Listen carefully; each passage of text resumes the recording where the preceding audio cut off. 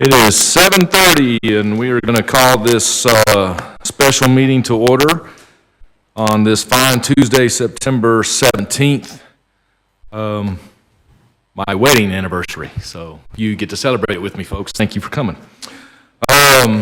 With that, we will do our invocation. I usually ask a council member to do this, but if you guys will indulge me, I would like to lead our prayer tonight, and then afterwards, I will ask Council Member McLendon to lead us in our pledges to our U.S. and Texas flag. So with that, if you'll bow your heads, please. Dear Lord, we come to you tonight on a special meeting. We clearly have passion within everybody here, but what we ask of you tonight is to give us all grace to hear what is spoke on, love and understanding that what everyone speaks on here tonight is what they feel is in the good of the people, in the good of the city, and good in looking out for one another as neighbors. While we may have differences sometimes, we all seek you for the answers and the love and the compassion that you can give our hearts. With that said, Lord, please bless those in this room. Please bless the Kippets as they are now grandparents, and welcome to baby John into our world today. And with that, in your name, amen. Pledges.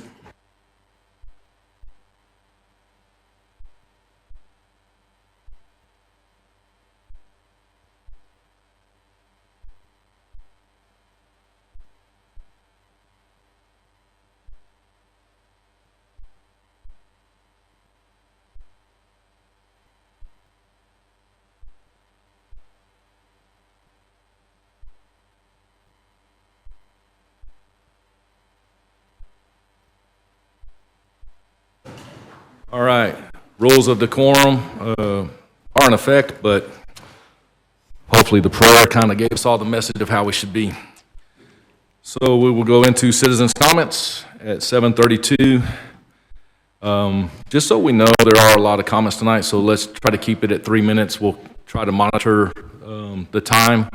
If I do see it go over and I'm indicated, I will allow you to finish your thought process, because we're not here to cut people off either, but being that we have a lot to cover tonight, let's just try to keep that in mind on the 3 minutes. Also, at the very end, if you didn't get your sheet turned in time, I will never pass up an opportunity for a citizen to speak. So I will still ask if you have something to say, you will be given an opportunity, because, again, I always say it, this is not our seat, this is yours.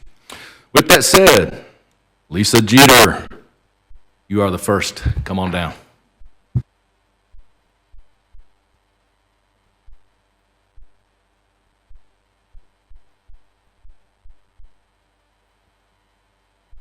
You'll need to turn on the microphone and just make sure you say your address at the as your introduction. Thank you. Okay, you there? Okay. Lisa Jeter, 2300 Windcrest Drive in Rockwell, so HPLE. So I do not live within the city confines. However, I wanted to bring up the issue with the lawsuit pending potentially against RCH and some of the continuous, disputes between the city of McLendon-Chisholm and RCH. So, we open up in prayer, preaching for the good of the people and doing what's in the best interest of this community. And so what I would implore you as we kind of go through some of tonight's conversations is that we put aside our egos and we really do look to do what's best in the best interest of the community and your outlying areas. Don't forget, while I do not live within the city parameters, these decisions that you guys are making are impacting a vast majority of those that live out in the county. So the last few years, this community has sat back and watched the city act as dysfunctional as they are continuously accusing the RCH board of doing.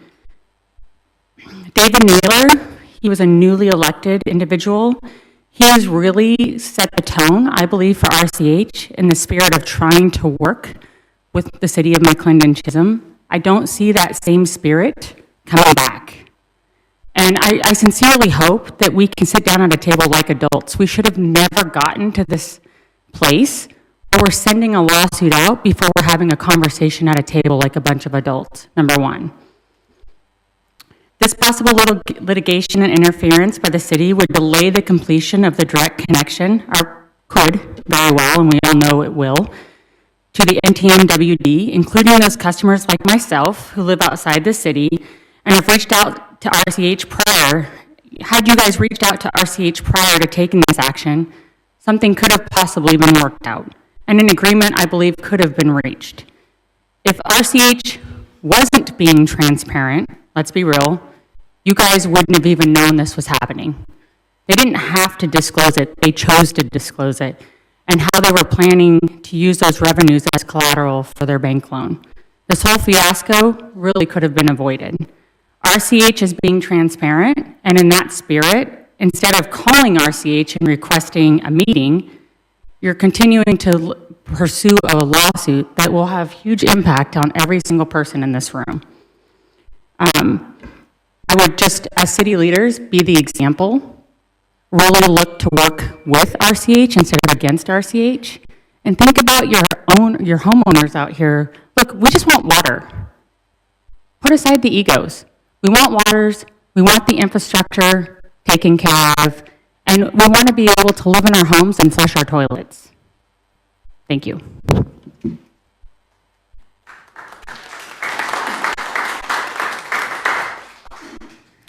Thank you, Lisa. Next on deck, Mr. Gary Nickel.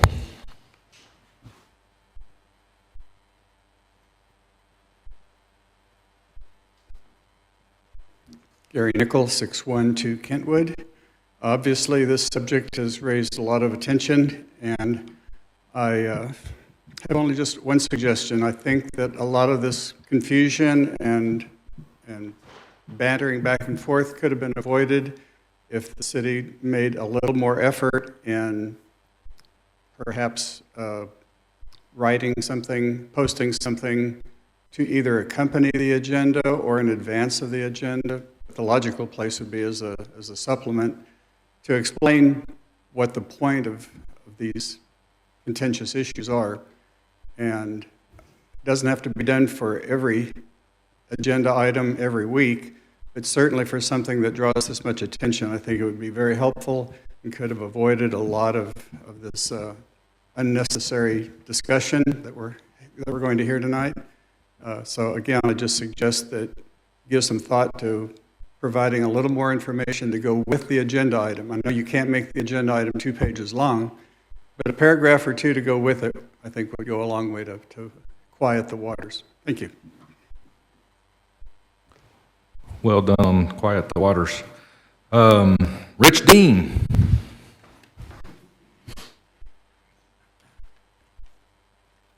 Rich Dean, 708 Kensington Drive, McLendon-Chisholm. When the people of McLendon-Chisholm spoke on May 4th, 2024, they thought they sent a pretty clear message. Roughly 80% of the voters came out to vote and said, among other things, to stop the insanity with RCH. Yet here we are again, just 4 months later, and we are threatening to renege on our contractual obligations and to initiate a lawsuit against RCH. In June, a water committee was formed comprised of Mayor Pro Tem Tucker and Councilmember Easter. I ask you too, how did we get to this point with an agenda comprised of these 3 items? If you two are going to be the stewards of the water from McLendon-Chisholm, how has it gone? Have you built any kind of relationship with RCH? I would expect that the people of McLendon-Chisholm would expect that you could pick up the phone, call RCH, and get answers to the water issues of the day. How has that gone?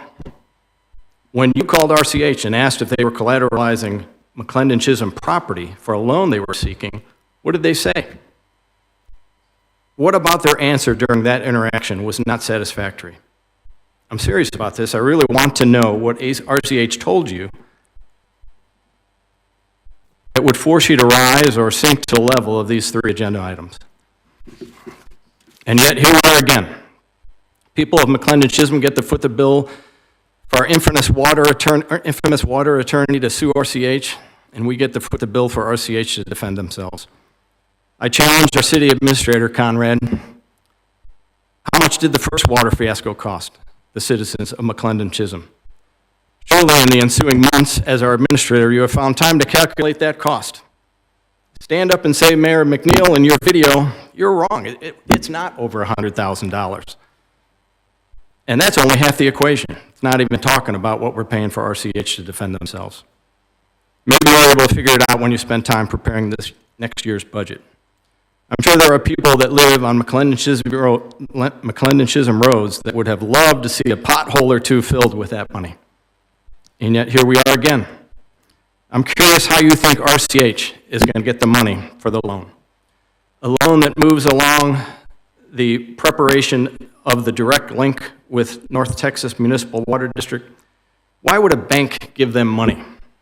Do you really think that RCH asks, makes some promises, and the bank gives them money? No, the bank does their due diligence. They look at what RCH is using to collateralize the loan, determine if it's viable. They will probably even want to see the license agreement between RCH and McLendon-Chisholm. And they will see Section 6 that says the agreement can only be terminated by mutual agreement, not some vote by McLendon-Chisholm City Council on Agenda Item 5.2. And finally, what is your plan? If you are successful in kicking RCH to the curb in Sonoma Verde, what is the plan now that McLendon-Chisholm has a reputation for reneging on contractual obligations? I doubt any other water company has noticed that this is taking place. But if they did, I would hate to see the contract they gave you.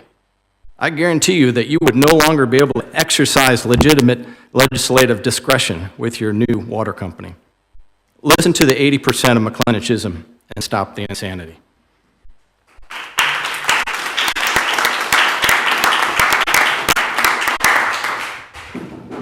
Are y'all keeping the time? Because y'all having it loud enough for people to hear, or we're just make sure we're staying in order? Yeah, 11 seconds. For those that were signaling me he was over time, he had 11 seconds. Thank you. Gina Manis.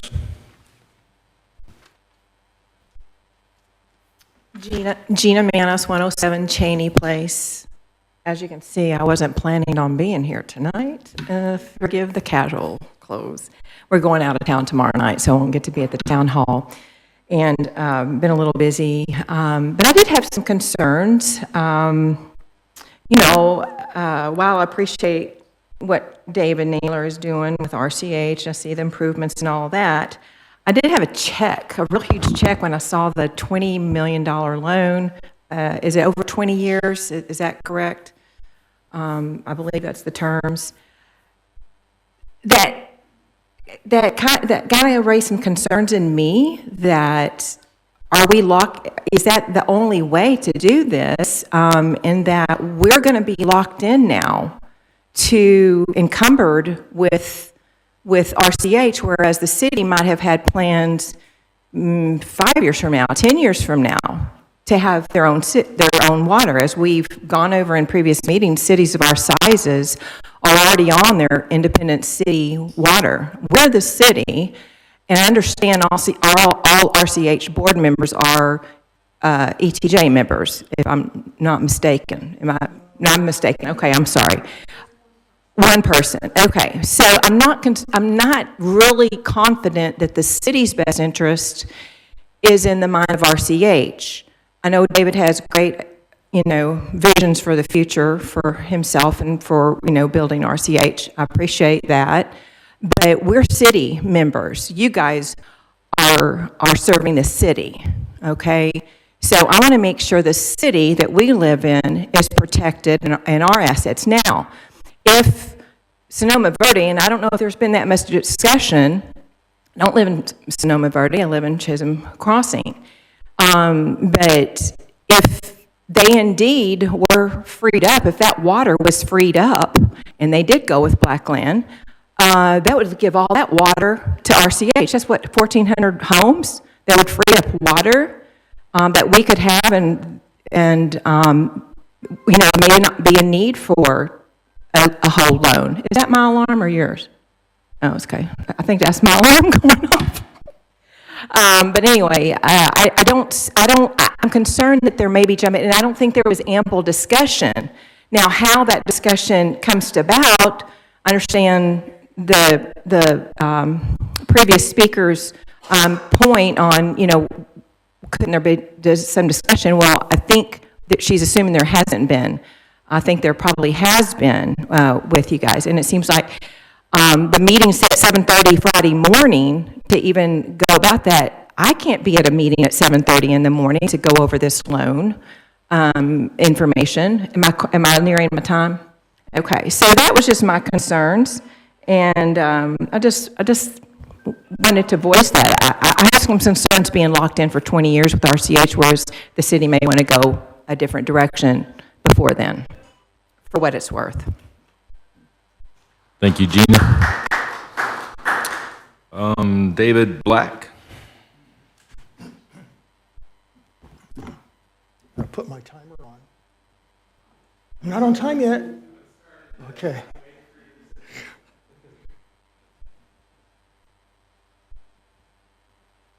My name is David Black. I'm at 1419 Sienna Lane, McLendon-Chisholm.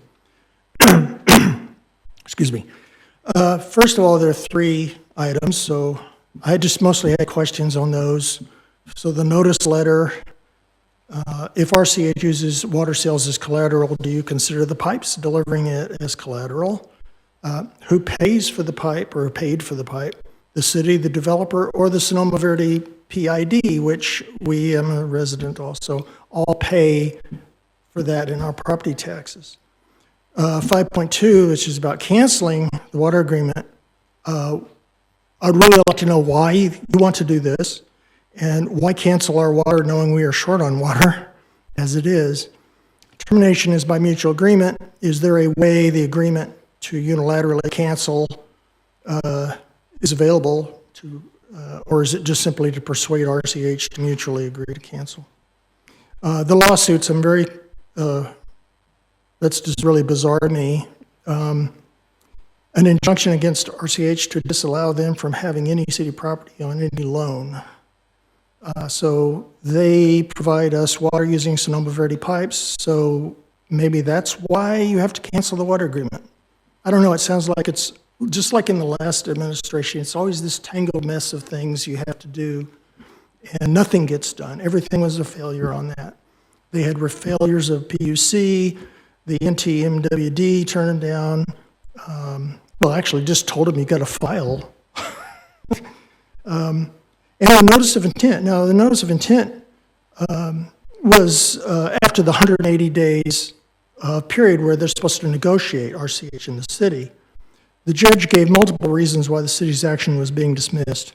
The judge then wrote, it seems likely that the city inhibited the ability of RCH Water Company to meaningfully engage in the negotiations contemplated by the Texas codes. So it wasn't only the citizens of McLendon-Chisholm that saw this. I mean, everyone sees how disruptive and not very straight above board the city dealt with RCH, and it looks like that's come back.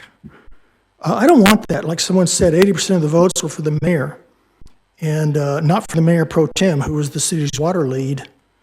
It seems it was a clear signal with 80% of the people voting for the mayor, or who a council member, not the mayor pro tem. That really sent a pretty strong message. We're sick of politics. Play with a critical resource, our water.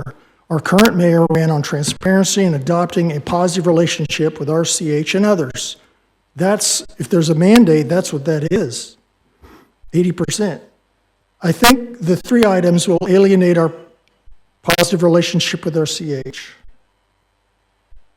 So I hope, I'm really sort of against those 3, maybe with answers to questions. I hope they get answered. But mostly, I hope the council will figure a better way to protect our assets. There are other ways to protect our assets rather than sue everyone that moves. We got to call it a time. And I'm Mr. done. Black. Thank you very much. I appreciate you, sir. Thank you. Mr. Eric Torrey.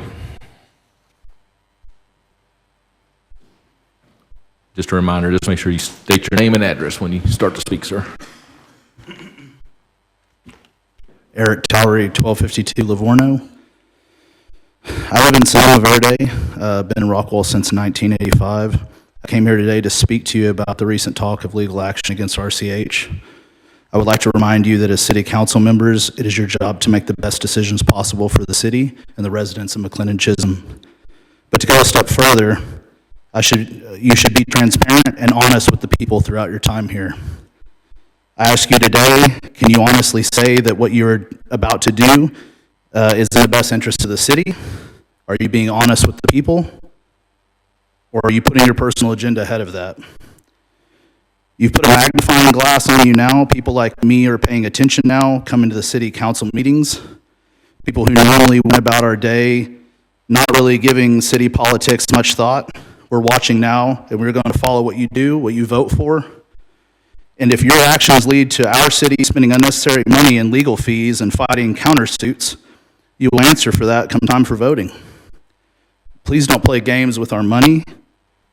I've heard of a resolve in the near future from RCH, but I've never heard any plan for water from the city if they were to break contract. I think it would be in your best interest to publicly lay out your plan for obtaining water, as well as providing documents stating what the city estimates to pay in legal fees to fight this and the countersuits that will most likely follow before you take one step further on this topic. Again, we are paying closer attention now more than ever, and if your actions disrupt any progress towards getting more water for our community, it will solely be on you. Thank you.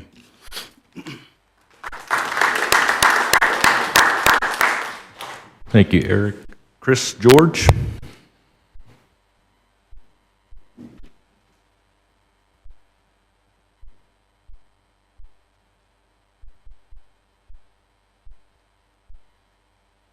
Good evening, Mayor and Council. Thank you for the opportunity to speak here tonight. My name is Chris George. I am a resident of High Point Lake Estates. I'm also a board member of RCH.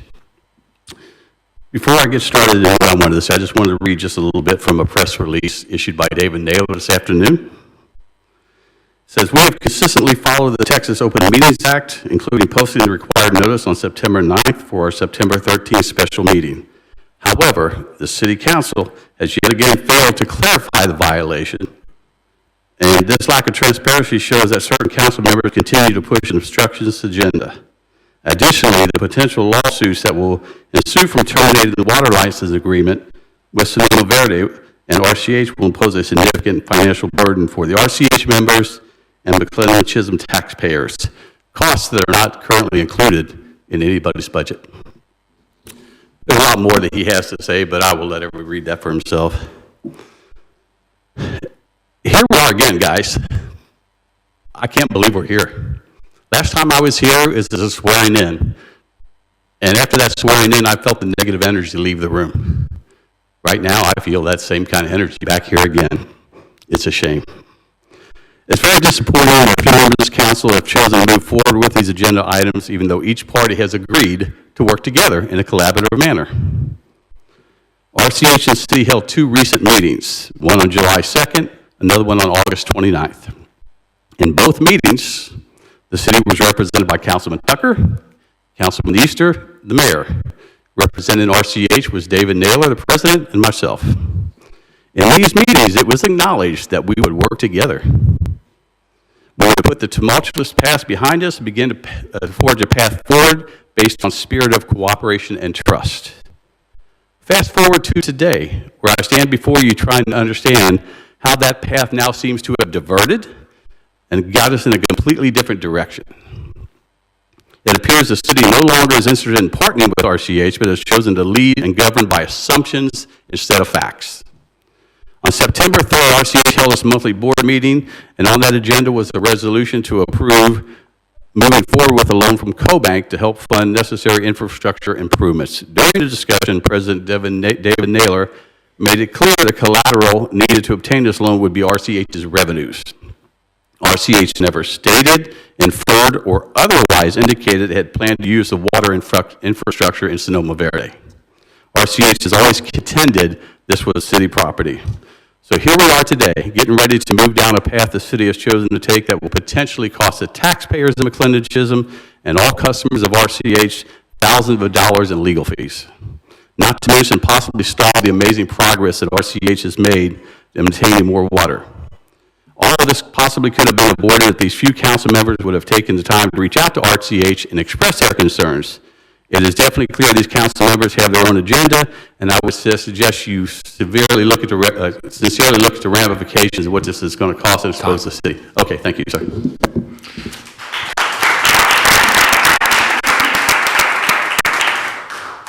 Thank you, Chris. Trudy Wesner.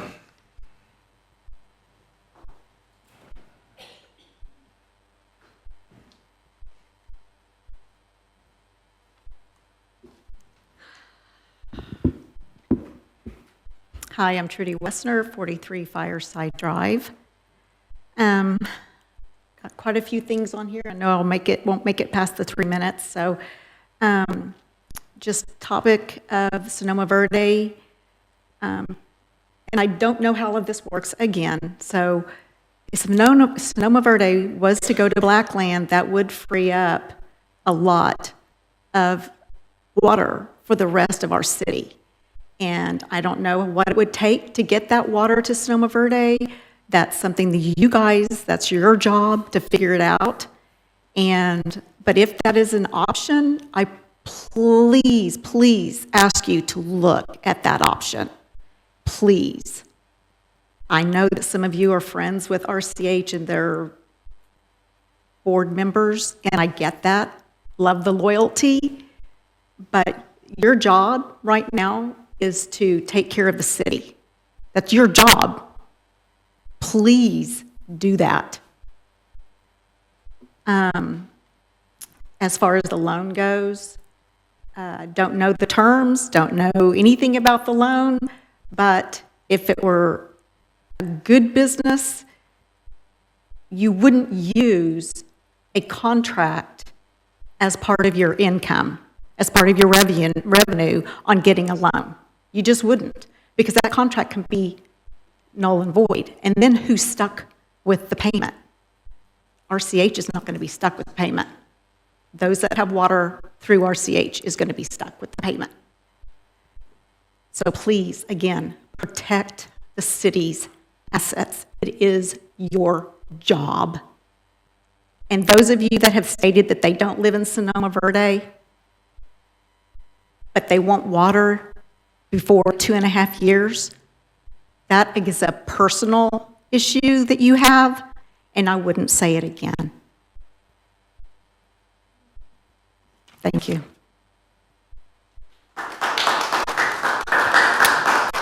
Bev Stevens.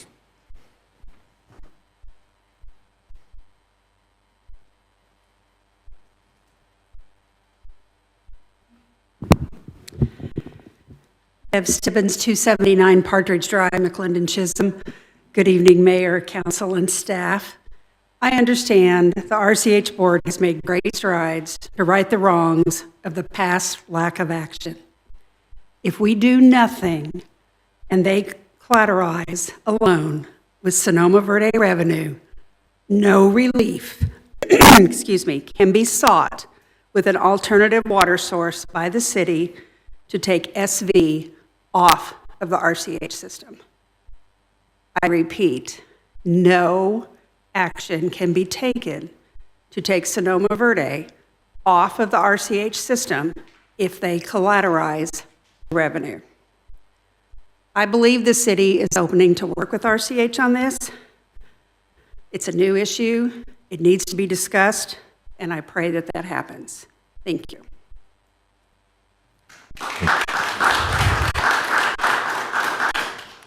Thank you, Bev. Mark Kippett.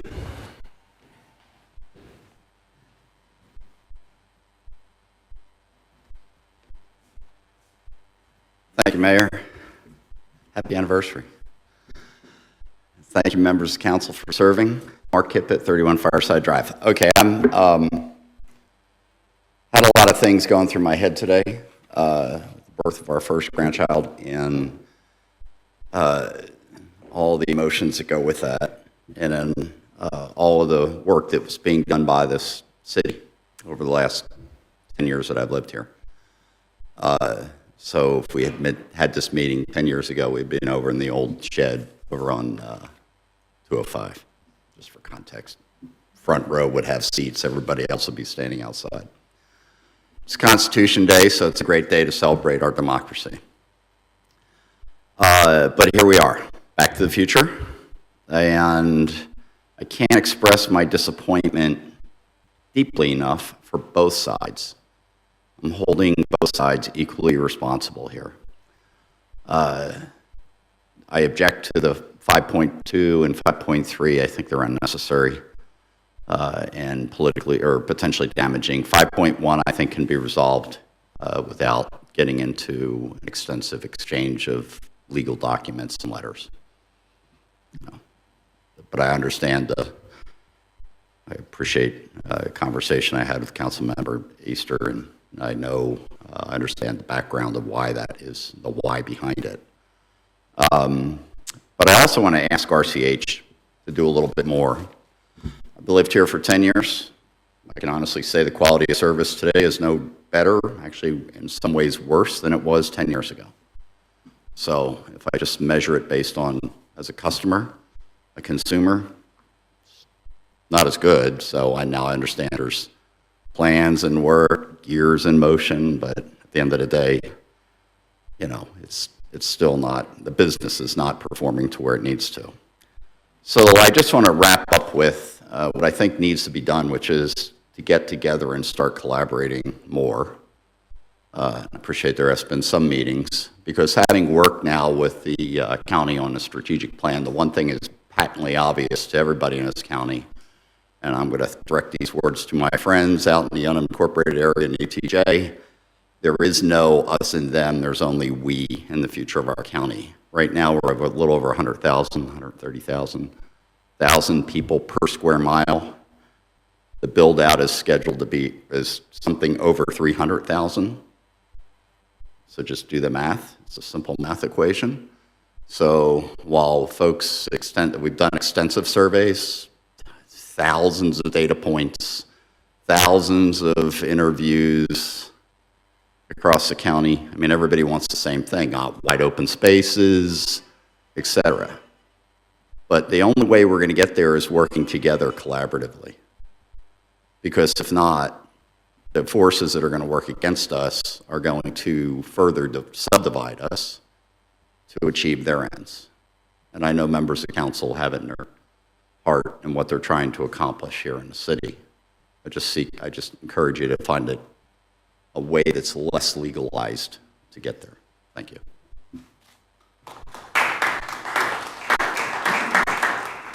Thank you, Mark. That is the last submitted one. Again, I always ask, is there anyone who wants to speak before I close citizens' comments? Nope. We will close citizens' comments at 8:03. So that will take us to items for discussion and action. 5.1. 5.1, discuss and consider sending a notice letter to RCH Water Supply Corporation directing it to not, impermissibly attempt to collateralize city property, city assets, or anything rightfully belonging to the city in such a way to impermissibly attempt to bind future city councils of the city of McLendon-Chisholm from exercising their legislative discretion. So before I go into this, I was notified just now that apparently Emily Rogers, the water attorney, is on a Zoom call waiting for us. I'm assuming, is that correct, Conrad? So 6 minutes. All right, so then we will go ahead and start 5.1. Then I don't know who submitted these items, so I don't know who to direct this to. I'll take over on this one. So this is a continuation of what the city council looked at previous city council meeting, which was last week. And it went to item 11.6 on that agenda. And basically it refers to a letter to be sent over to RCH.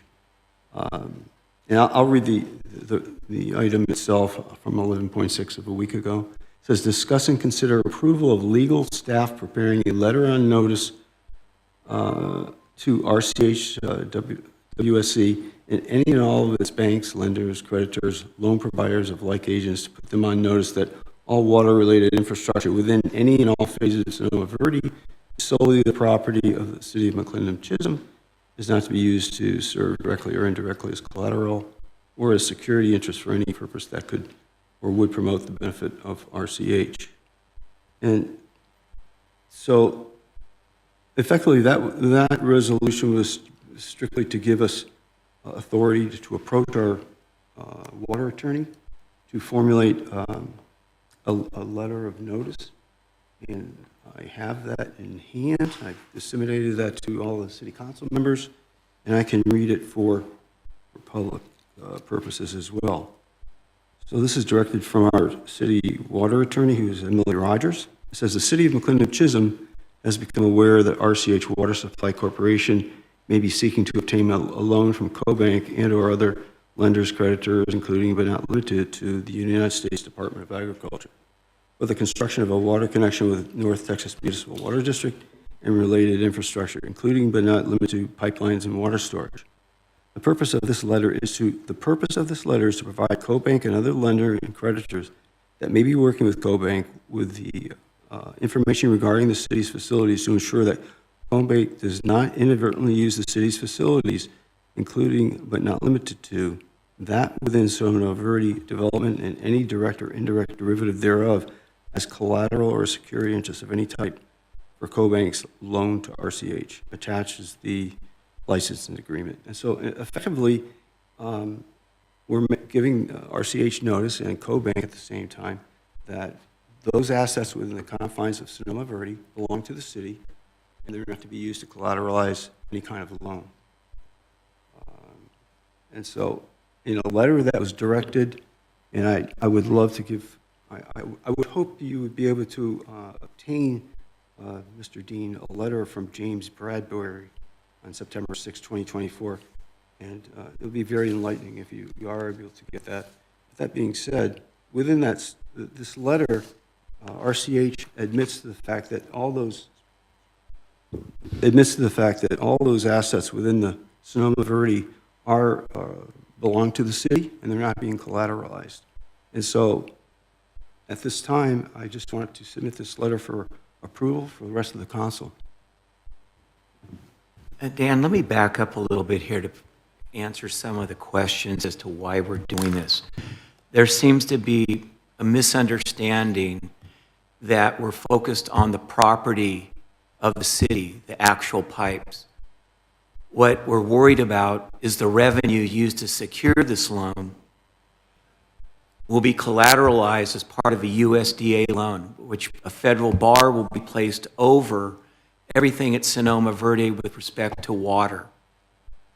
We don't have any animosity towards RCH. In fact, we feel the city and the residents at Sonoma Verde are the victims of RCH seeking to collateralize that loan so that the city can no longer work and benefit the residents with respect to water, the water supplier.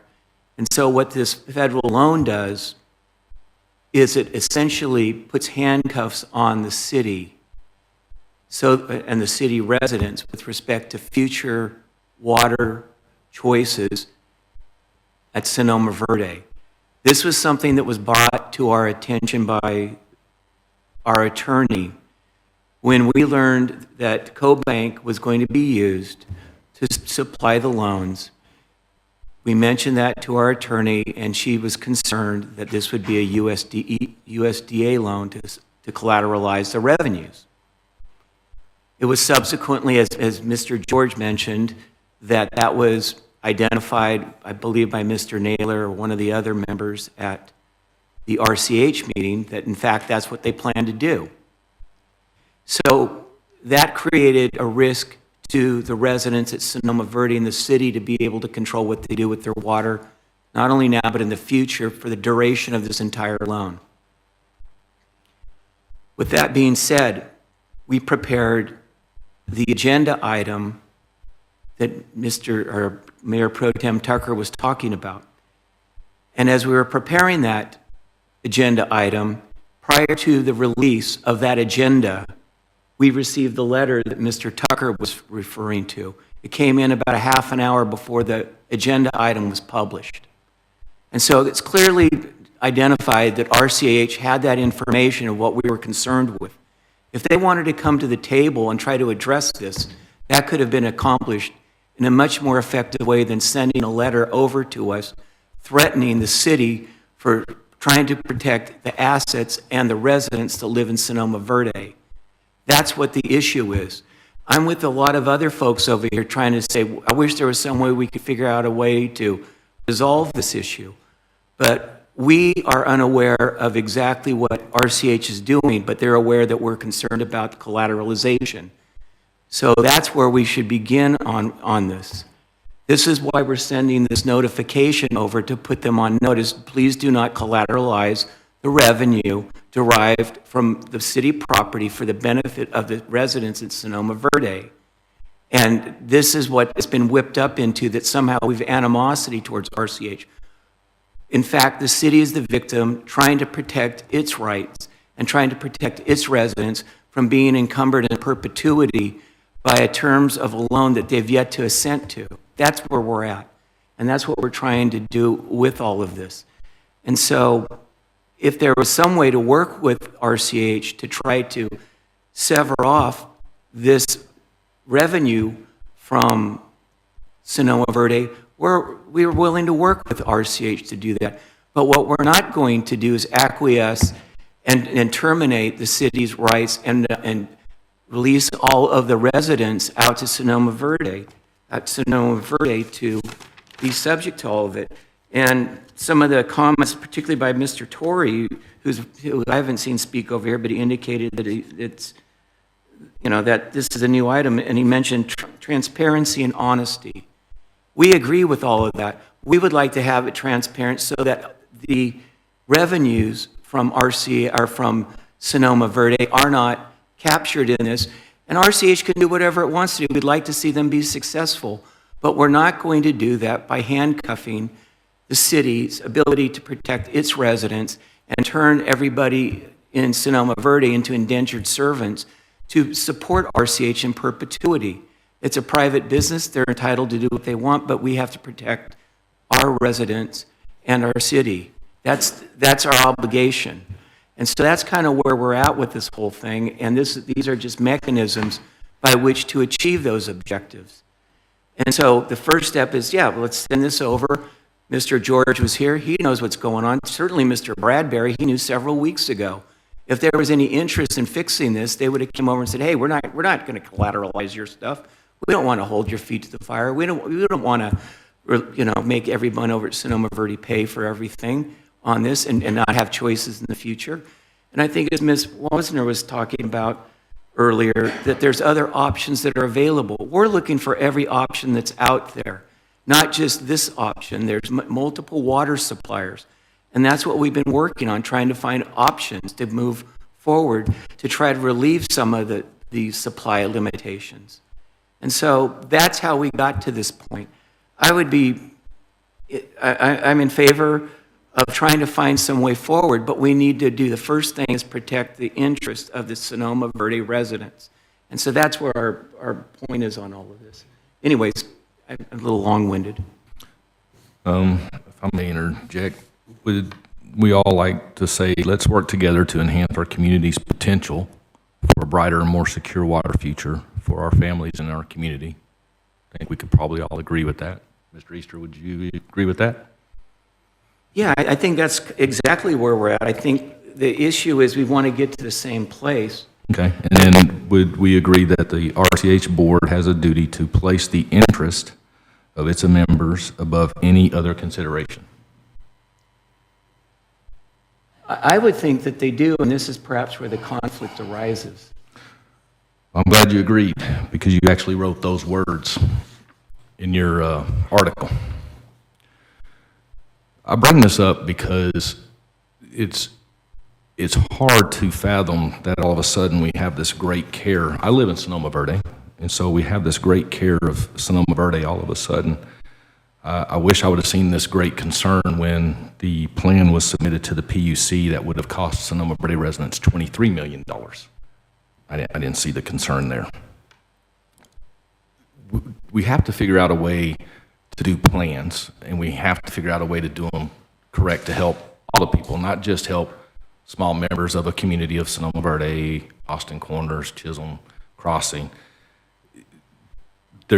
You have to work in a mindset that helps them all. If you say we're going to help, we're trying to rescue Sonoma Verde, are we really trying to rescue Sonoma Verde, or are we trying to say, oh well, if Sonoma Verde gets theirs, I'm really protecting my own interest?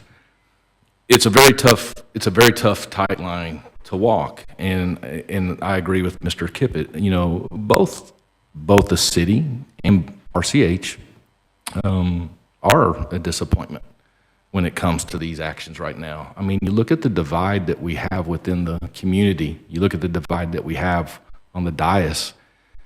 Man, it's hard to fathom that we are still here when we were having talks. I was in 2 of these meetings with RCH, and I thought they went well. We all agreed that we were going to work together and be transparent, and I felt we were moving forward.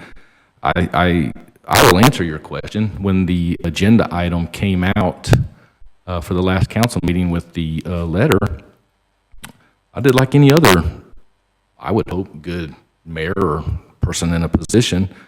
I called RCH. I called Chris George, and I asked him. I said, hey, y'all are not collateralizing any city property here, are you? His answer was no. And then he said, why do you ask? I said, well, I have concerned council members that want to bring an agenda item to the table, and it's concerning, and I just want to make sure that you're not collateralizing city property. Asked, answered.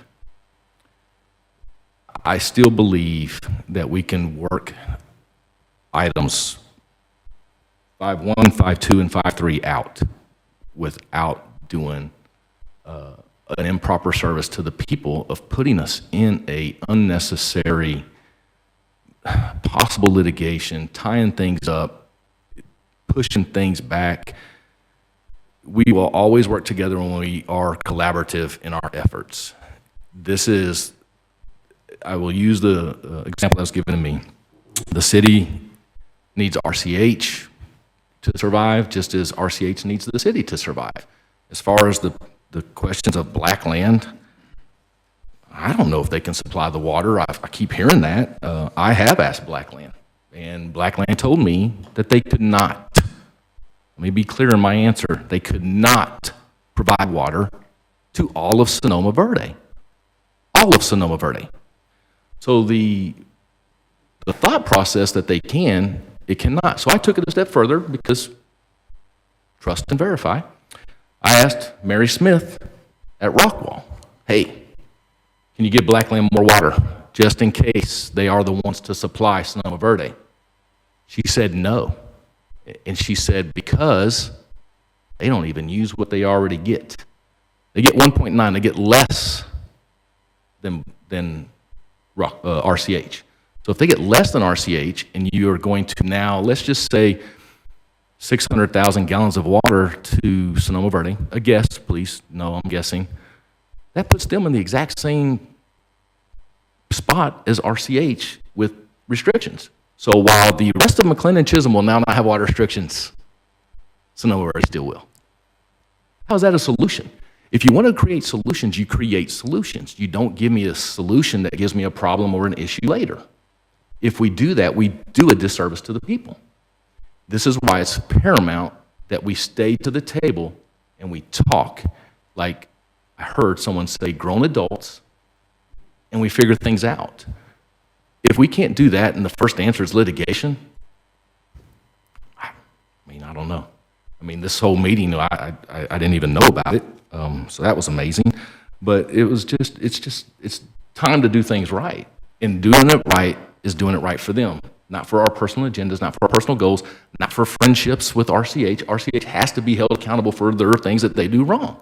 And I can assure you, everything that I have been given from community, and I do talk to the community, so I can sit up here and say that I talk to the people because I do. I meet with them every Monday. I would ask, how many people up here besides myself meet with people besides your neighbors in your circle? I would venture to say I'm the only one. I have emails upon emails upon emails upon emails upon stacks of emails saying they support RCH. It's resounding. The people are wanting to work together. It's not saying that they say RCH is the answer. They're saying they just want to work together. They don't want to spend the money. That's just where I'm at. I would venture to say, I would love to see the council up here tonight say, you know what? Let's go to the table one more time. And if we go to the table one more time and it doesn't work out, I will support all of this. It's interesting that you mentioned property, because I think there's some ambiguity in these words. The revenues that are being used for this loan attached to the property, and that's the issue. No one has any personal agendas against them, against RCH. What I don't want to do is surrender our ability to make choices that benefit the residents of Sonoma Verde now and into the future. I don't want this city council to handcuff future city councils on these decisions.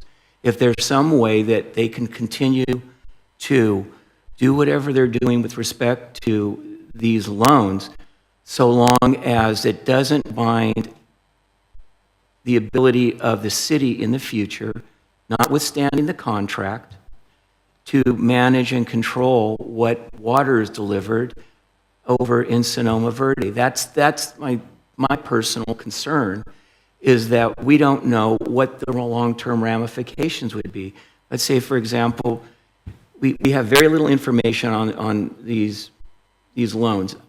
I haven't seen anything disclosed. At $20 million, I think it came up here at a HOA meeting, and I believe Mr. Naylor said it's going to cost a little bit more to complete it. I think it was $35 million.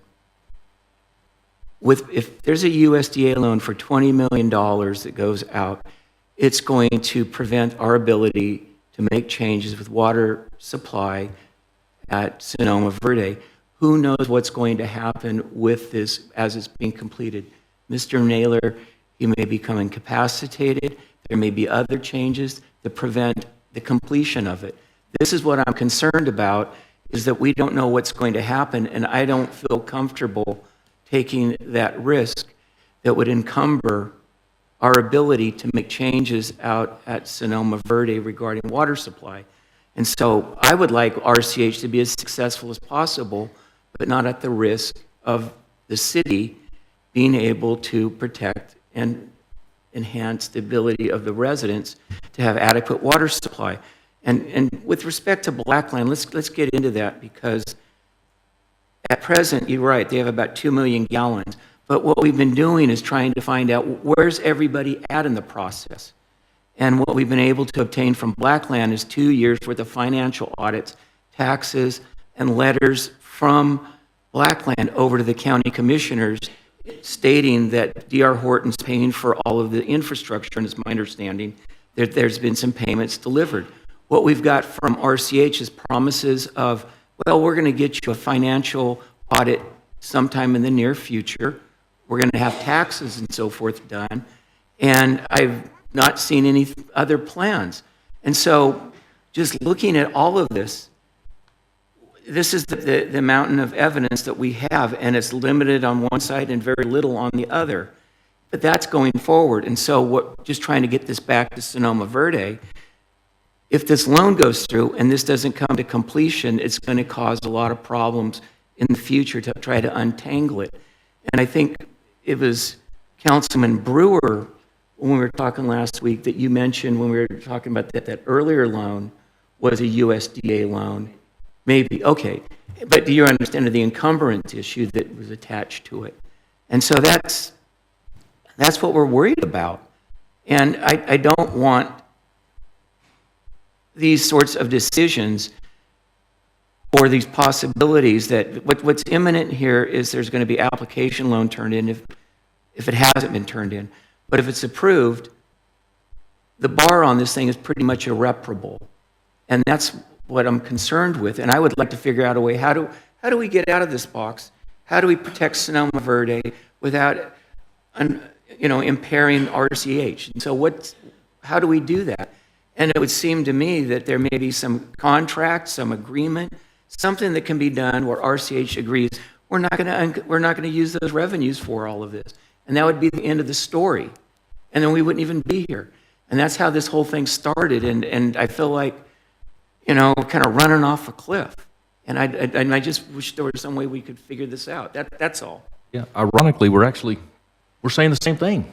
Like, I have no issue sending RCH a letter knowing they've already told me per a letter that they're not collateralizing. I mean, they've already said what we've asked. I still think you could have entered into, or the city could have entered into an agreement with RCH by sitting down with them, saying, hey, this is XYZ belongs to us, this is ABC belongs to you, let's figure it out, we work together, I sign, we sign, they sign, we all sign, we're all happy, we go down the road, and we have a contract that I feel would protect us. As a matter of fact, I asked our city attorney, that would have sufficed. I asked our city attorney at the last council meeting, and the answer, if I recall, this probably wasn't really going to serve any purpose, even though, because the contract was already there.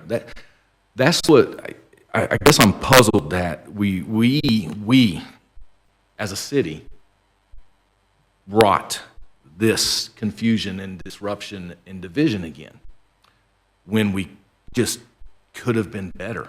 Like, and myself too. Maybe I could have been better. Maybe I could have called the mayor pro tem and had a different conversation, or called you, or gave a strong dap to the council member McLendon and said, man, let's get through this. We figured out. I can do better. But in this instance, to do what's right by the people, I just think, first of all, we had a scheduled meeting on Tuesday coming up. Maybe we could have had a few more days where we reached out and just waited and not called a special meeting. It hurts my heart to see that we didn't do better. And maybe I am wrong. And if I'm wrong, I'll admit it. I'll say this: so far, I haven't been wrong in how I've portrayed the city stance as well as RCH's stance. And again, RCH has to be held accountable when they mess up. They have to be. Okay? If RCH messes up, why not? I believe I mentioned it to you, Mayor Pro Tem, about setting up interlocal agreements where we have an ILA with RCH, where we have a little more bite or a little more say. I believe I spoke with RCH at one point saying, can we get a council member that's a silent member on your board that is allowed to sit in and hear what's going on so that they can at least know what's happening, right? There's just things we can always do better. And when we don't put everything on the table, and I'm not saying we haven't. If we have, and let's hit the gavel, call the vote, and let's go home. But I just feel we can do more. Hey, look, folks, I'm from the government, and I'm here to help. You see what I'm saying? The government needs to stay in the government lane and be the city and hold the RCH accountable, but let RCH do what they're going to do. There are laws and penalties for fraud, for bank fraud. Let me tell you, I just submitted a ton of paperwork for all the loan and dollars and money I'm spending on this business in Heath, and they look at everything. They look at everything, and they do their due diligence. They do their due diligence. They found something I didn't even know I had. So, I mean, awesome. It was in my favor. But as a matter of fact, it was really good in my favor. But at the same time, is they do their due diligence when you apply for any sort of bank loan. Again, I feel like I'm going in circles, and I hate doing that. So people I think know where I stand on this. And I will add this. I apologize. Do not let it be confused that just because I can have an open dialogue with RCH, that I forget my oath. So that point, somebody said it a minute ago, I know what my oath is. And I have been very clear in my service to the people and everything I've done, everything I've said, and everything I've been transparent about. So it is very offensive for someone to come out and even think my friendship with any outside entity is going to come before you, because it's just not going to happen. I know where I stand, and I know my oath. I've taken an oath for over 20-something years with the military, and now I'm doing it today for you. So please know, no friendship or business agreement comes before you.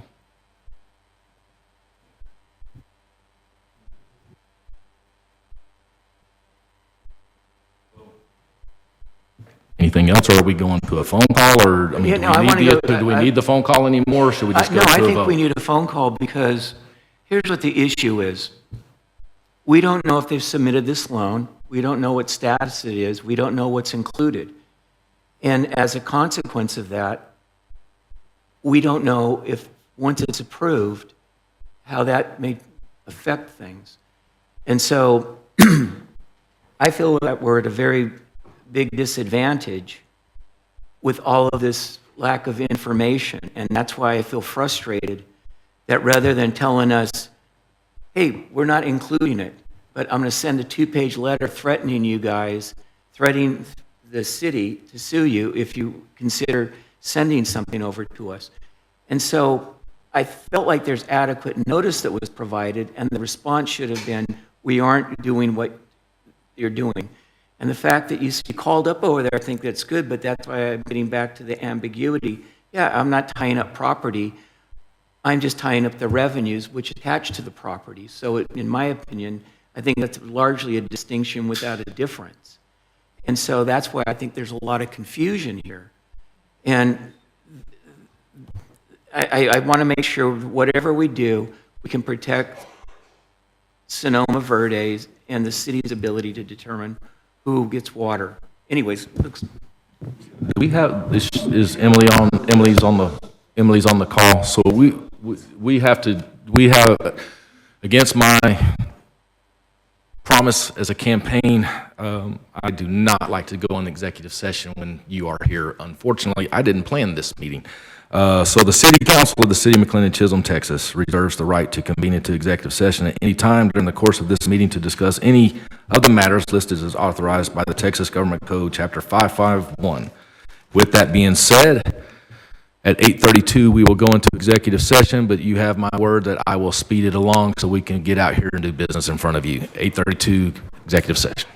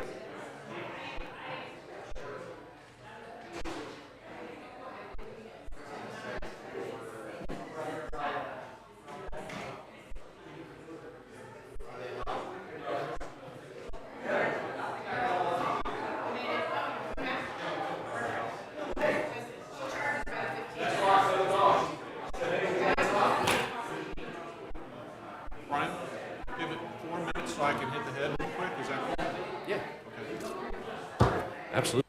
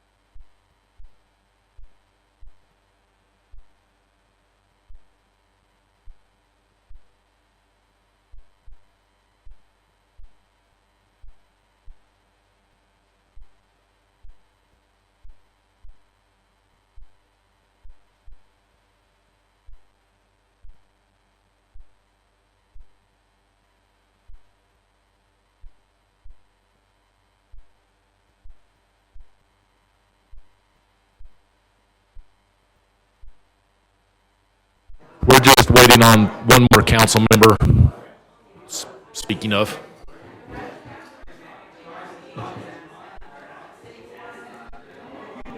Everybody good? Mike, Lloyd, good?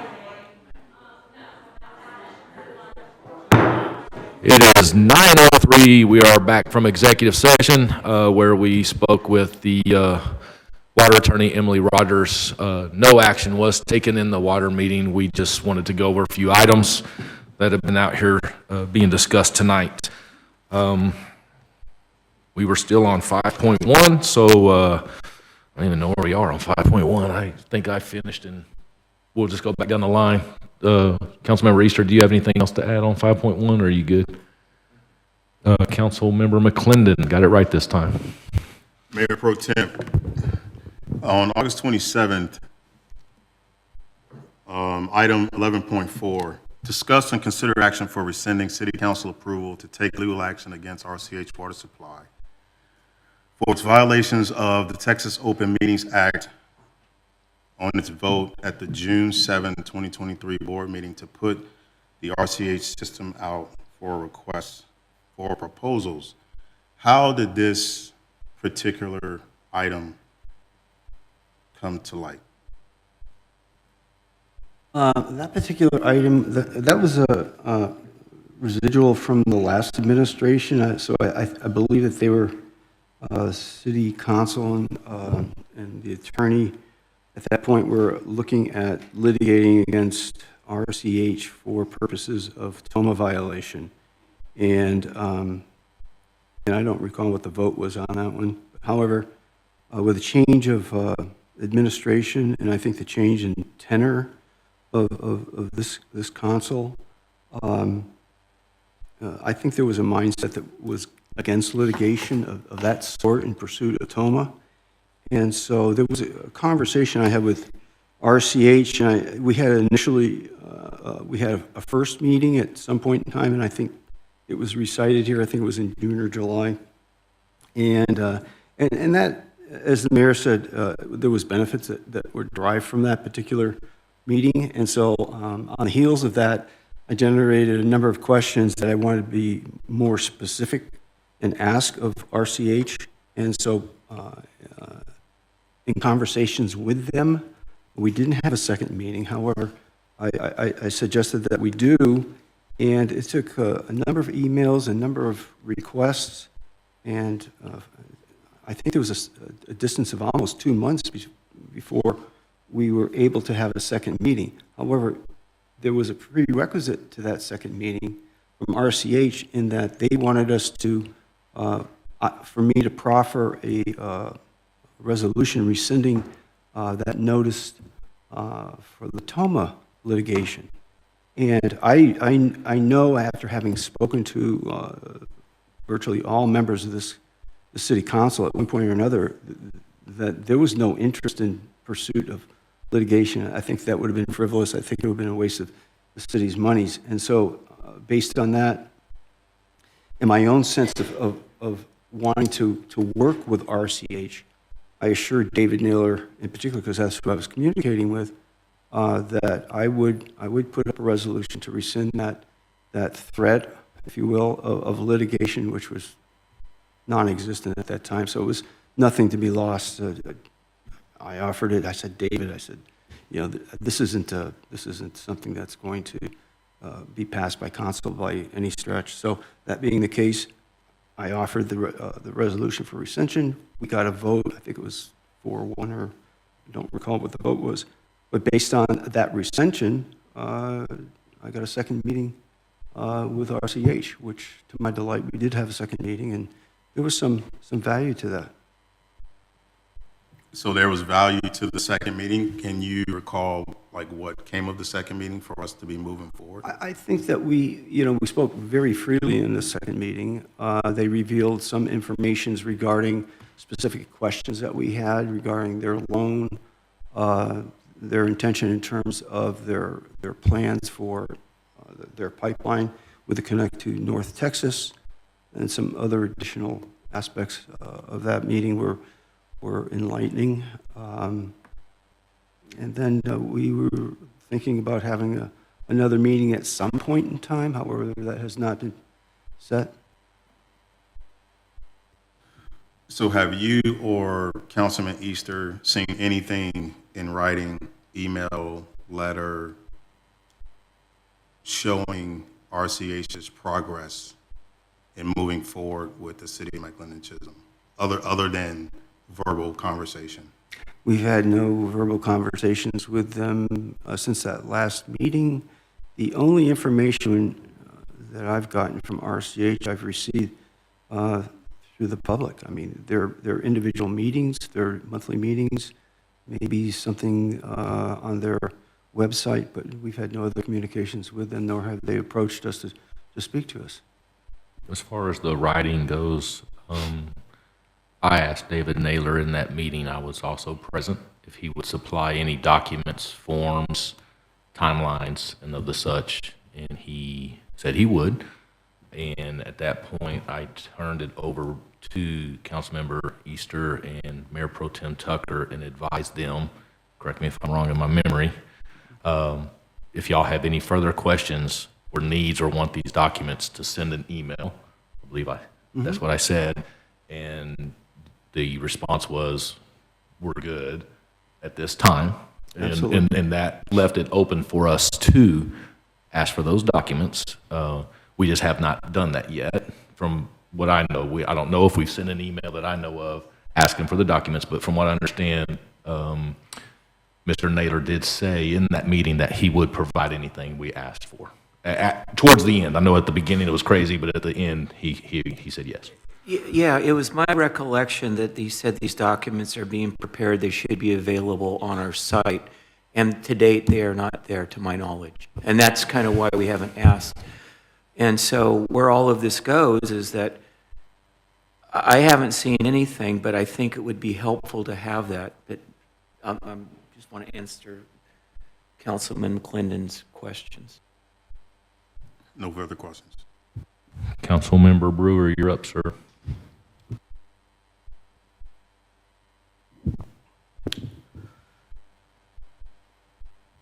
Would it be a benefit to try to reach out, again, if the last meeting yielded some benefits? Is there a hurt to pausing and doing it again? I have no inhibitions about having another meeting. However, I would tell you that on the first meeting, I know that there were conversations early on after there was a change in leadership at the helm of RCH back in, what was it, 23 now? I'm losing track, I guess in May of 23, May of 23. And initially, prior to that point, I know that the board was very interested in coming into the city and transferring into the city.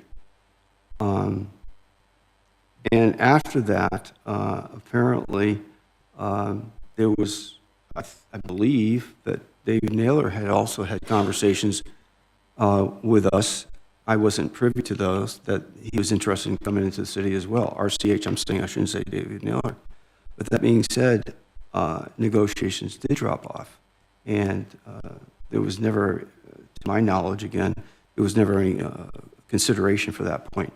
On our first meeting with RCH, I did ask David explicitly, all right, do you have any interest in coming into the city? And he did not give me a direct answer.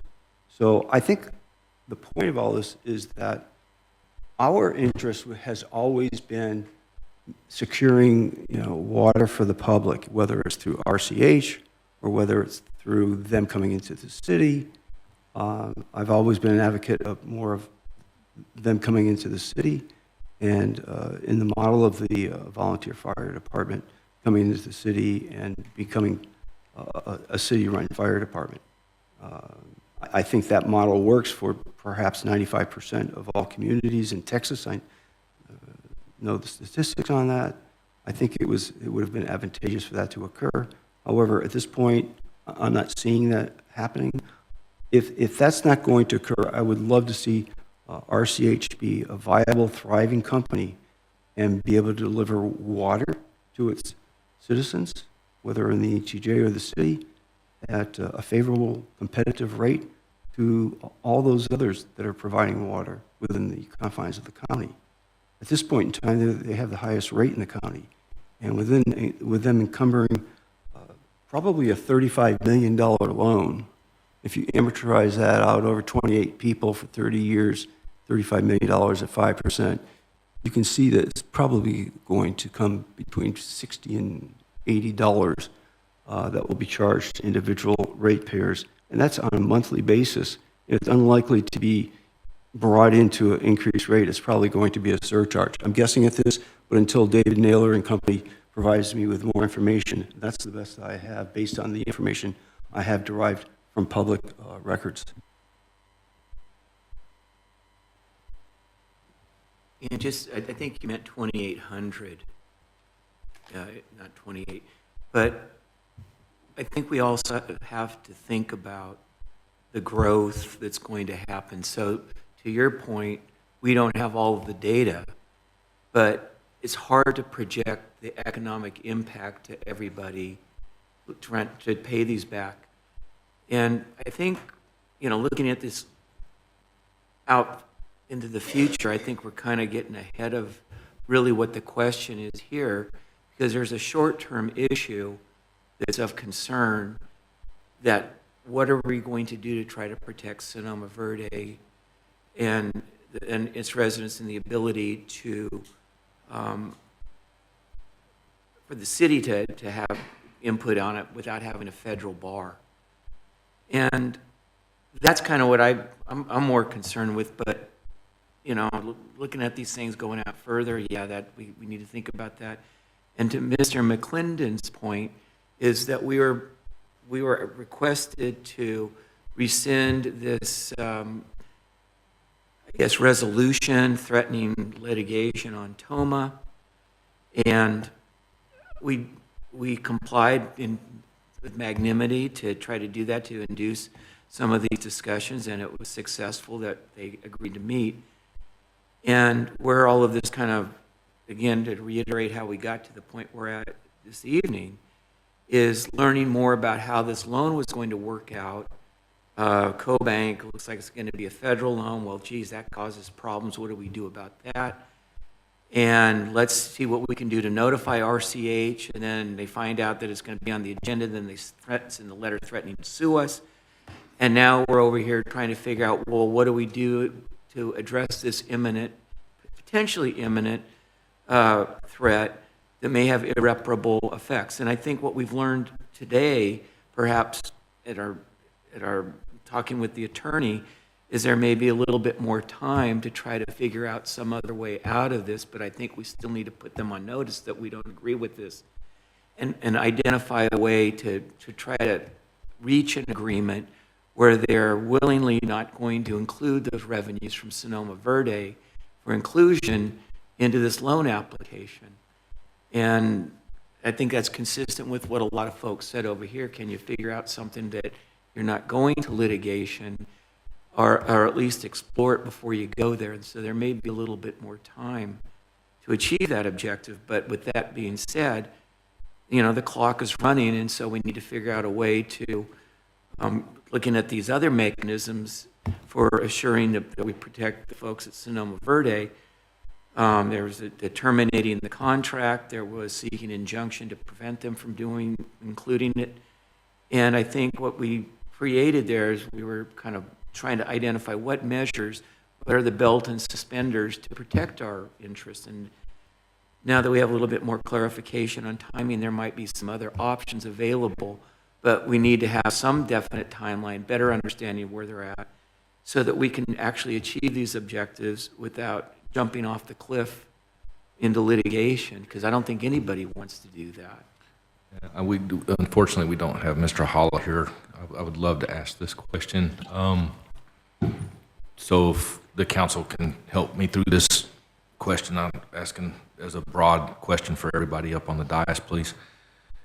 If we, as a council, now knowing we do have some time in our conversation with the water attorney, would the council be open as far as the water committee goes? So that would be the Mayor Pro Tem and Tucker, who leads that, and Councilmember Easter, and then I would make myself available. If we, as a collaborative council, reach out to RCH and just ask for the sit down, we can, and this is why I need Holly here, so I need y'all to help me on this. Is there a way we could table these items where they don't go away? You may have to call Mr. Holla to get this answer.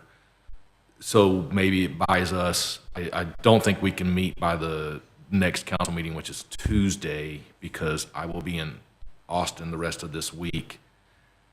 And I know we're going to be moving our October 8th meeting to the 7th.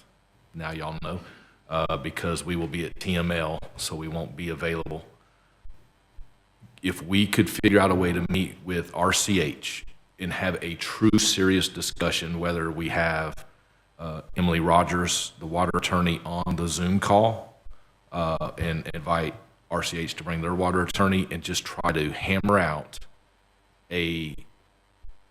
I think you said the interlocal agreement is the same as a contract, and Emily agreed that if we can get this done, then that puts us in a position that's something enforceable, but it will allow us to also ask a few more questions of RCH, and if we don't feel comfortable, it sounds like we don't lose anything if we were to wait till October the 7th, but it allows us to be a responsible government and go one more time to RCH, and at least at that point, we can say, we reached out.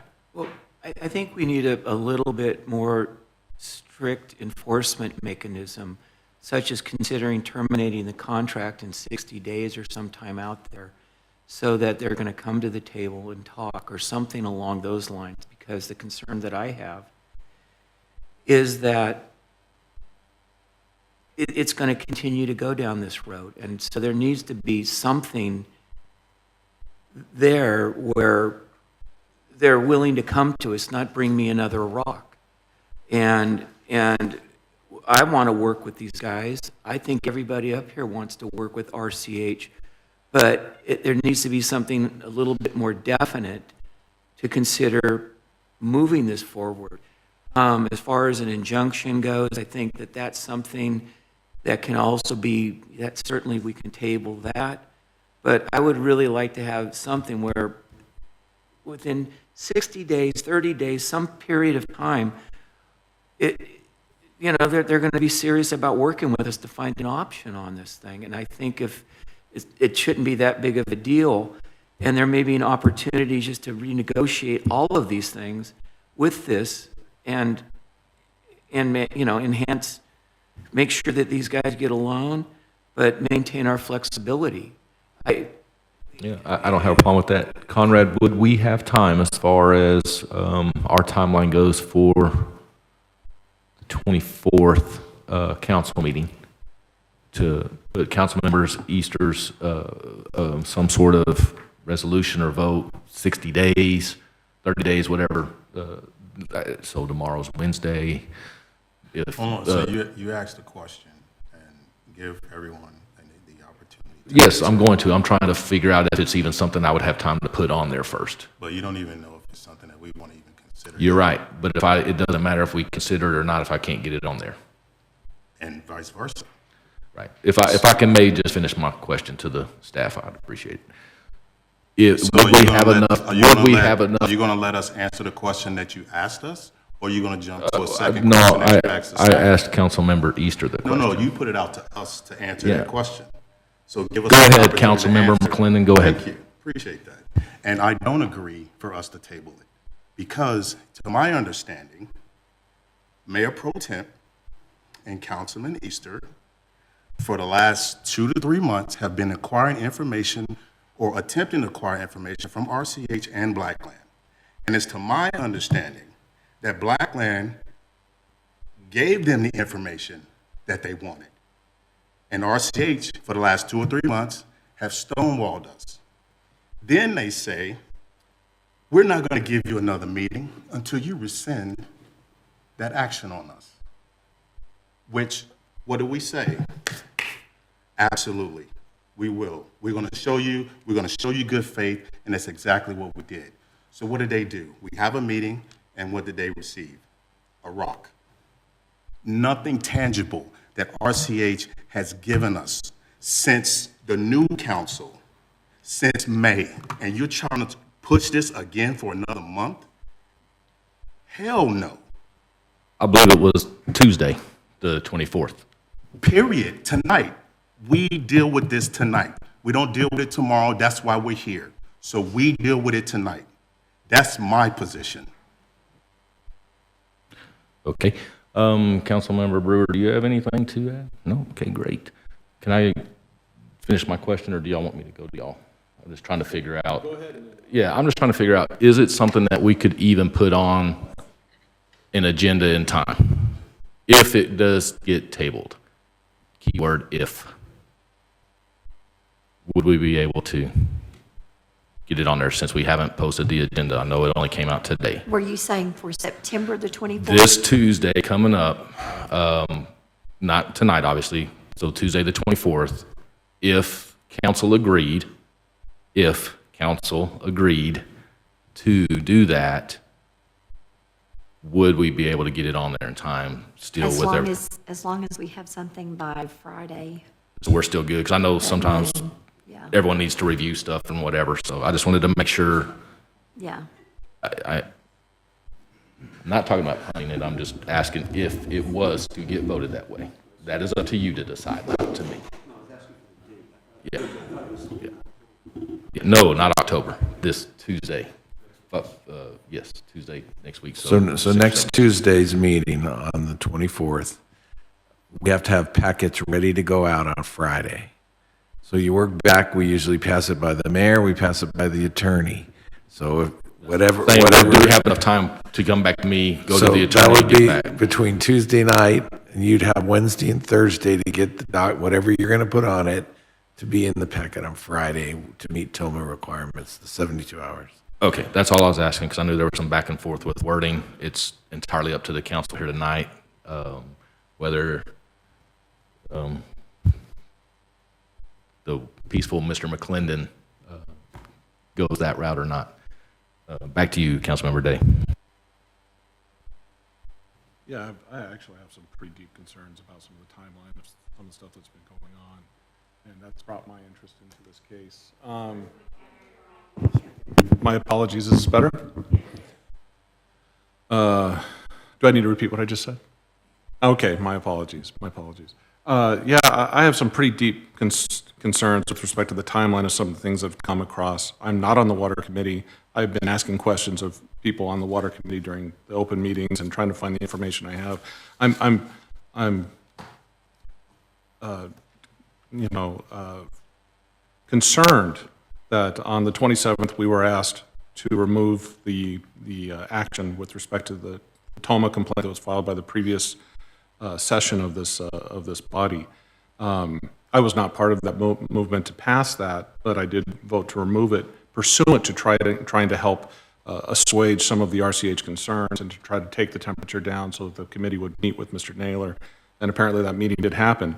I do have a quick question. When did that meeting happen? Do we have a date? The second meeting with Mr. Naylor and Chris George.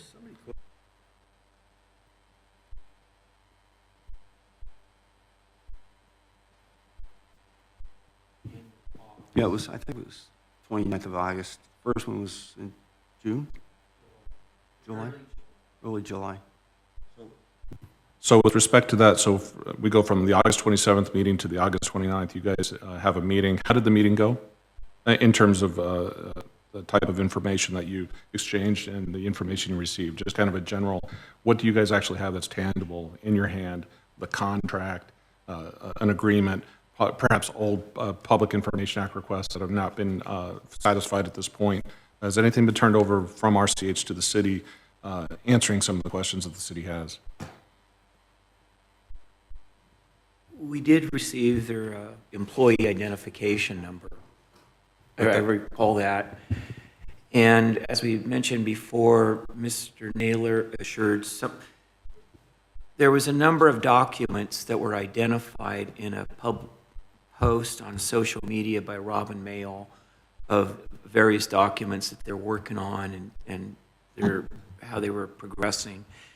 And we mentioned to Mr. Naylor at the time, we would really like to have those documents to kind of see where things are at. And he assured us that they were going to be posted on their site, so we anticipated they would be posted on the site and they would be available. So that's kind of what we got out of it. That's about where we're at with it. I also asked for their federal ID number, federal EIN number, and did receive that upon request, and I filtered that through the a portal in the government, and it didn't confirm it, but I'm hoping that they'll be able to supply me with the correct one. It may have been correct, I don't know, but I couldn't verify it. I also asked for federal tax 990 forms, which they couldn't provide. These are for nonprofits that need to report cash flows and other important financial information. And they never provided that for us. Had some questions on the loan doc itself. From a co-bank, they just verified that they were getting a loan or pursuing a loan for $20 million, requested any specifics of that loan, and we never received anything on that. Beyond that, that was for a $20 million loan. We know that this type of project will probably be in the region of $35 million, and we asked how they were going to fund the remainder of that, and we got a very spurious response on that. It was a non-response. I asked to the point of looking at any budgets or balance sheets, revenues and expense statements, and they had none to share. Am I on a timer? And they had depreciation schedules for their assets, and there was nothing available. Also asked about their audit for 2023, and asked if that was going to rise to the standard of general accounting accepted principles, and he said yes, but we haven't seen that as well. There were some other questions, but they were a little bit more personalized. With respect to the information that was transferred, at what point did you come into the information that CoBank was the lender that they were dealing with? That was, I think we got that from public information release. Are you suggestive that it was during their open meeting? Pardon me? Was it during their open meeting? Well, no, I think we had a HOA meeting over here, and I believe Mr. Crawford had asked Mr. Naylor, how are you going to get this loan? And at that point, Mr. Naylor said, I'm going to be working with CoBank. They do a lot of work with his other company, and we have a very favorable relationship, and that's what we're going to do with it. And I think there was some other discussions about the term. I think I mentioned 20 years. It might be a variable rate. Mr. Naylor did not have a lot of detail, but that's where that was first, I think, disclosed. And I think that meeting was on or about the middle of August, like August 12th or something. The mayor was kind of coordinating that meeting. And so that's where we learned about CoBank.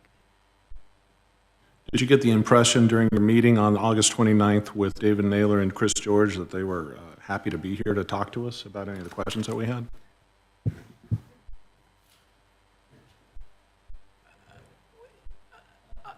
I think initially they were not, but I felt later on we kind of, going through this whole thing, I think it was more congenial, and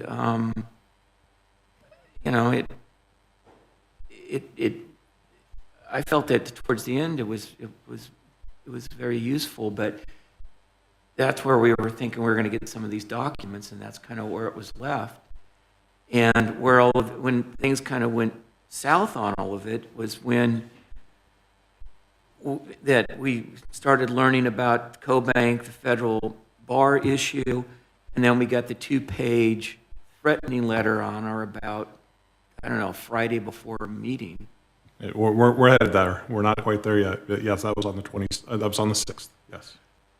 Yeah, and then on the 3rd, I think Mr. George mentioned it, and I think I've mentioned it, that's when they mentioned that they were going to collateralize the revenues, and so our concerns were confirmed that this was what was going on, and so the focus was basically taken off of, well, where are they at in actually getting this done, that we moved into a more protective mode to deal with the Sonoma Verde issue, and so that's where a lot of the attention has been focused on this whole issue of what are we doing to protect Sonoma Verde. Then there was the meeting that, with the 7:30 meeting with RCH to approve the resolution where they essentially gave unfettered discretion on financial issues to, I believe, the president, vice president, secretary, and treasurer. And so that's kind of where I feel like we've kind of been rushed over a cliff. Everyone's moving fast, and we're trying to be responsive to protect what our interests are. And that's how we wound up here having a special meeting, because of the concern about imminency and irreparability of this thing. And so, that's kind of where we're at. But folks are concerned that, is there any ill will, or what are we trying to do to stop RCH? And it's like, no, we're not trying to stop anybody. We're just trying to make sure that our interests are protected. And then right now trying to find a way to I guess, reconcile these two competing concerns. So anyways, that's your... Yeah, thank you for answering that. That's very enlightening. I am looking actually at this letter right now that came from RCH, dated September 6th, from their attorney. This was... you had no conversations with Mr. Bradbury's office prior to this coming out? The Water Committee had no conversations with him? Was he part of any of the meetings? So to my understanding, Mr. Bradbury had in his possession an agenda item which was not yet public in his hand when he sent this letter to the city, issuing a threat of litigation if this agenda item was put onto the agenda that was posted on that day. So we had advance notice from somebody at this dais, including a spelling error, showing that this was not something that was spoken on the phone. Somebody took the text and took it out. I'm a little frustrated that that happened, because the next thing I know, my water committee colleagues are being threatened with litigation from a water provider for who they had no animus towards. They just were asking questions. We want these documents. The people want to know. We want to know the risk to the city. Please inform us of this stuff. I have no reasonable expectation, in my opinion, that RCH would have taken a phone call from you. They would have told you, get it from James Bradbury. Get it through a subpoena. This city has not done, any of this has been from animus. And that's my frustration when I receive a letter like this, which should be published on the city website, in my opinion, where two absolutely amazing city council members who have done nothing but try to tell the city what the risks are against it, where the information they're providing is winding up out in the public. And I don't know why it's getting out, I don't know how it's getting out, but it's got to stop. Okay? I will get authorities involved. It's got to stop. In it is well known that certain members, it's all in here, the timing of the agenda item suggests a desire for intentional interference by individual city council members with RCH's financial advisors and lenders. That is not the case at all. It's false. It's made up. It's a red herring. Is that in any way, shape, or form reflective of the views of the Water Committee when they put out the information that this is responsive to? No, I mean, that's why we were trying to give them notification not to include the revenues in this loan application. And that's why we included it, just to get it on the agenda to get this discussed. So the thought was is that we, you know, when we were in an amicable or congenial relationship at that time, and wanted to make sure that that RCH was aware not to include it. And so it wasn't done as a threat. It was done as, you know, we've talked a lot about transparency. And why is transparency important? Because you're communicating information to folks so that they can use it to make decisions. And you want to make informed decisions. And so that's all we were doing is with that respect to that agenda item, just to make sure RCH is put on notice, don't include it, and lenders, please do not include this. And that's for transparency to their lenders that we don't want it included. And then the fact that they're threatening us for trying to put their lenders on notice that this is not to be included, that's what I found particularly egregious. Thank you. I have no further questions. I think we've talked a lot tonight, so I think we've talked enough about all the agenda items, so I'm probably just going to say I'll accept a motion on 5.1. Once we do that vote, I'll accept a motion on 2 and then 3, just because I think we've talked about everything we can to talk about. So let's just get the meeting done. I'll entertain a motion on 5.1. Make a motion to accept 5.1 as written, sending a notice to RCH Water Company. I'll take a second. I'll second. All those in favor, aye. Aye. Aye. Aye. All those opposed? Show that unanimous. 5.2, discuss and consider terminating the water lease agreement between the city and RCH for Sonoma Verde and entered into on or about January 14th, 2014. I'll entertain a motion. Make a motion to consider terminating the water license agreement between the city and RCH. Second.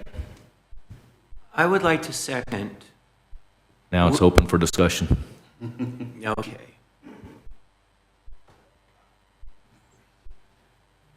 Do we have, like, have we thought about what our plan is if this is terminated? You thought about what your plan is if this is terminated? we'll take a look at, we'll take a look at RCH and see what they have in terms of an offering. This agreement can be separated by mutual agreement. However, I think the city's intent is to get the best deal possible. There are options, other options available. We've spoken to both Blackland, RCH, and High Point, and I think there's some negotiation to be effected in terms of Sonoma Verde, because we do have the CCM, not the CCM, but we have propriety over that. And let's bring RCH, if they are concerned about the residents and the citizens of both the ETJ and the city, that they would be more than willing to put in competitive bids in the future for providing water. Yeah, I think it's very much open. Any further discussion? So it's my understanding that both parties have to agree for this to be terminated. That is how it was written. However, we consulted with our water attorney, and there's a number of there's a lot of case law associated with this kind of question, and the majority has favored that these types of contracts themselves are pretty much null and void. You can't restrain one party from leaving a contract based on the other's mandate that other party stay in it. It's like a marriage where a husband wants to leave and the wife says, no, you have to stay in this marriage, so I'm not going to give you a divorce. Those kinds of contracts are easily made null and void. Michael, you're the legal, but that's pretty much it. Well, yeah, let me clarify this a little bit, that as a municipal entity, there's a legal doctrine called the reserve powers doctrine. And with respect to contracting as a general matter with a private individual or versus a government entity, that, as I understand it, that you cannot bind a governmental entity as you can a private entity, because it's against public policy that future elected officials might choose to make different decisions going forward. You cannot constrain them in an unreasonable way based on public policy considerations.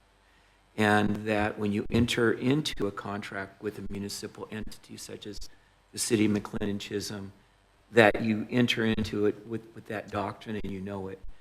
But getting back to terminating this agreement, I think we need to be careful as to what the objectives are. And it seems to me that the objectives here are to, it's kind of like the Hippocratic Oath, do no harm, or as little as possible. And so I think that there's options associated with trying to work something out with RCH and at the time period to address these risks by putting some limit on terminating this contract, so that there's time to find some common ground on it before the pumpkin or the carriage turns into a pumpkin. And I would like to try to figure out a way to do that in a way that would protect Sonoma Verde, but does not impair RCH's ability to do its business. And so that's kind of what I'm trying to figure out how we achieve this objective. Anyways, go ahead, Mr. McLean. So my concern is with us terminating the contract and RCH shutting off water. Yeah, we've consulted with the attorneys on that, and that's not going to happen. As I was told, if they turn off the water, that will be the last time and they will turn it off. And there's limitations by the puck that's imposed upon the water providers as a condition of serving the public, because at the end of the day, this is a quasi-public entity that has the privilege of supplying an essential utility for the public health and safety of its members. And so they cannot turn this off if we were to terminate the contract. There may be other issues that might arise, and that's why I think it's critical to think about how do we protect our objective, protect Sonoma Verde, and not frustrate RCH's ability to do its work, to get funding. And so that's that's kind of where I'm at with trying to, how do we do it? But to your point, they cannot shut it off as a result of. I can answer that. They won't shut it off. I spoke with Senator Hall today. Senator Hall is very much involved in this as well, as some other individuals that I was able to get a hold of today in this matter. So no, they won't shut it off. Not only does that come from Senator Hall, that comes from RCH themselves, because I had that same concern. Hey, if this does get terminated, do the residents of Sonoma Verde still have water? Absolutely resounding yes was the answer.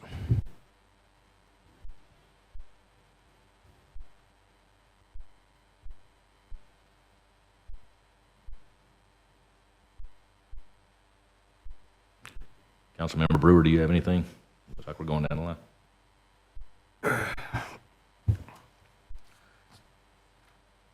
I'll just say, I just don't think at this point we should be going down the road of terminating the license agreement yet. That's a hammer. Understand hammers. And it's already been put out there that it's possible we can do it. Let's see what what benefits we get from that. But to do it now, to me, is too soon. Too soon for me.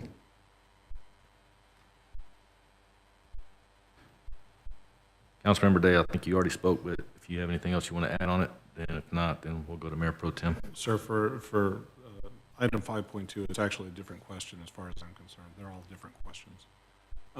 With respect to item 5.2, I do have just a few comments that I'm just kind of looking at. For me, I'm open to the possibility of a renegotiation of a contract that I think is going to function. I think that there's been a lack of function in the current contract. I reviewed it this last week in preparation for the meeting and anticipation of last meeting. The contract has not protected the citizens of the city. It has not protected RCH members. It has not solved water supply or quality issues for the city.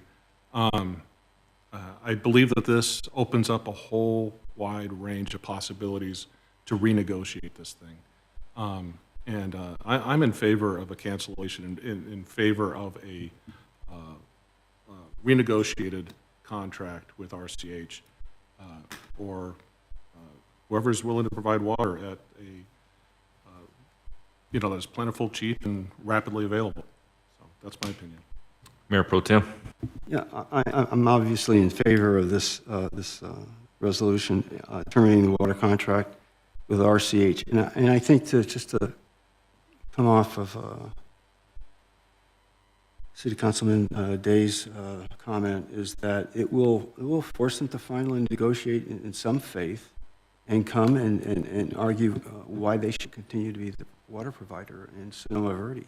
And I think they've been quite reticent about cooperating with us in terms of providing specific detailed information about their project and their financials. And I think this will force them to that point. Otherwise, they'll continue to obfuscate and avoid and throw up barriers to us doing what we think in the concert of our work to provide for what's best for our citizens. And so I think this is a cudgel. It's a very small little cudgel that we'll use to get them back to the table and start some serious negotiation. And if they want to continue to provide service to Sonoma Verde, then I think they would be wanting to come back because they could lose this contract. So from that standpoint, I think they need to come back and voice their arguments as to why they believe they're the better provider into the future. I've had a motion and a second. I'll go to a vote unless there's any further discussion. All those in favor say aye. So what was the motion? Can we repeat the motion, please? I believe the motion was to discuss and consider terminating the water license agreement between the city and RCH for Sonoma Verde and entered into on or about January 14th. I think they read it verbatim. So this motion is discussing and considering termination. It's not terminating. It's considering terminating. Correct. There's a difference, gentlemen. Correct. So are we considering terminating or are we voting to terminate? Because there's a difference. Sir, to that question, the intention was to have a motion to allow termination. That was the intent of the original. But that's not the motion. Yes, sir, I understand. So we need to, or what we can do, we can vote on this. And where's Hala? You don't want to vote on it. What you want to do is, We you made the wanna motion, just amend. amend your motion. That's how you're going to want to fix that. If you vote on it, then it's done. You go ahead and amend your motion.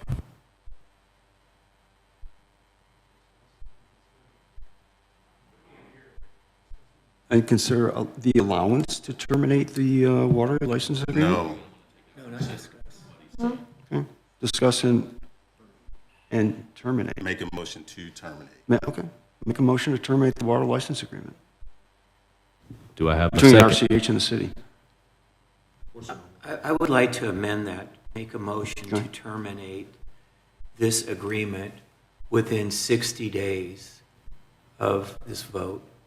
Okay. And that should address all of these issues. Even better. And Thank you, Mike. I'll make a motion to terminate this agreement within 60 days of this vote. And Okay. Do I have a second? I have a second. All those in favor say So aye. let's have a discussion on this, because I'm not tracking. Like, Well, the discussion would be exactly what the motion was, which I believe is rescind the first motion.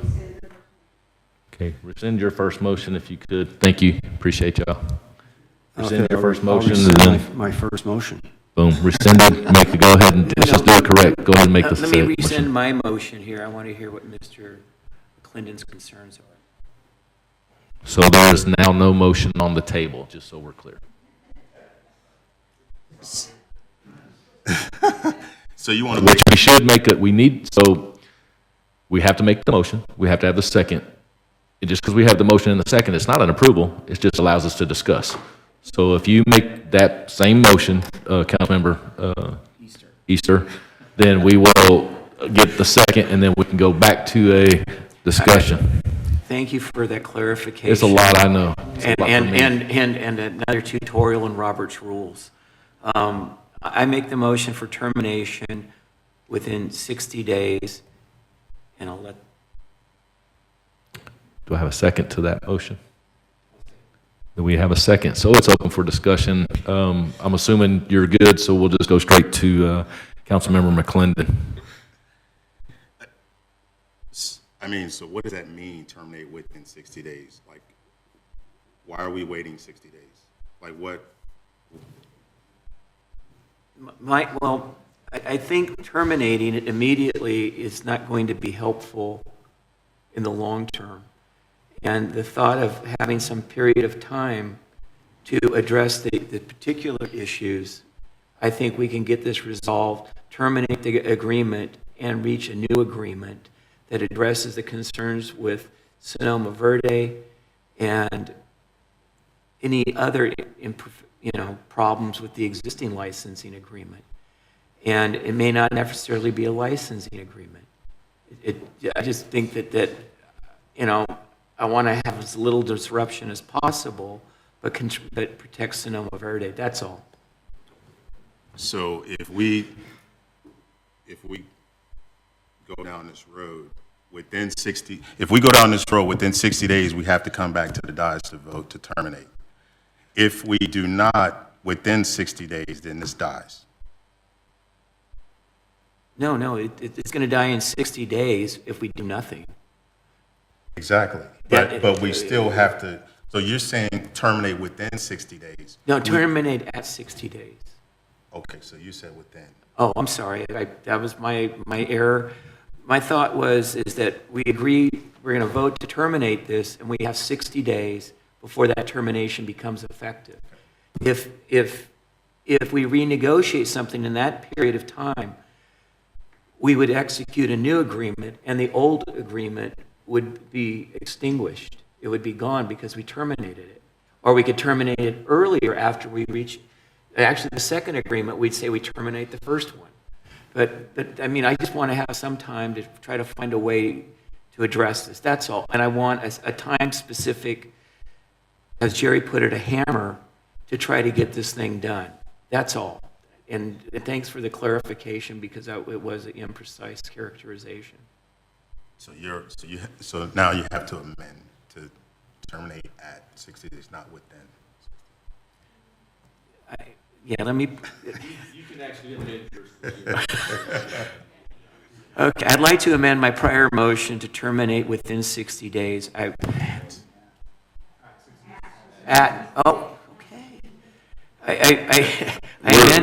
I amend my motion to terminate at 60 days after this vote. Is that correct?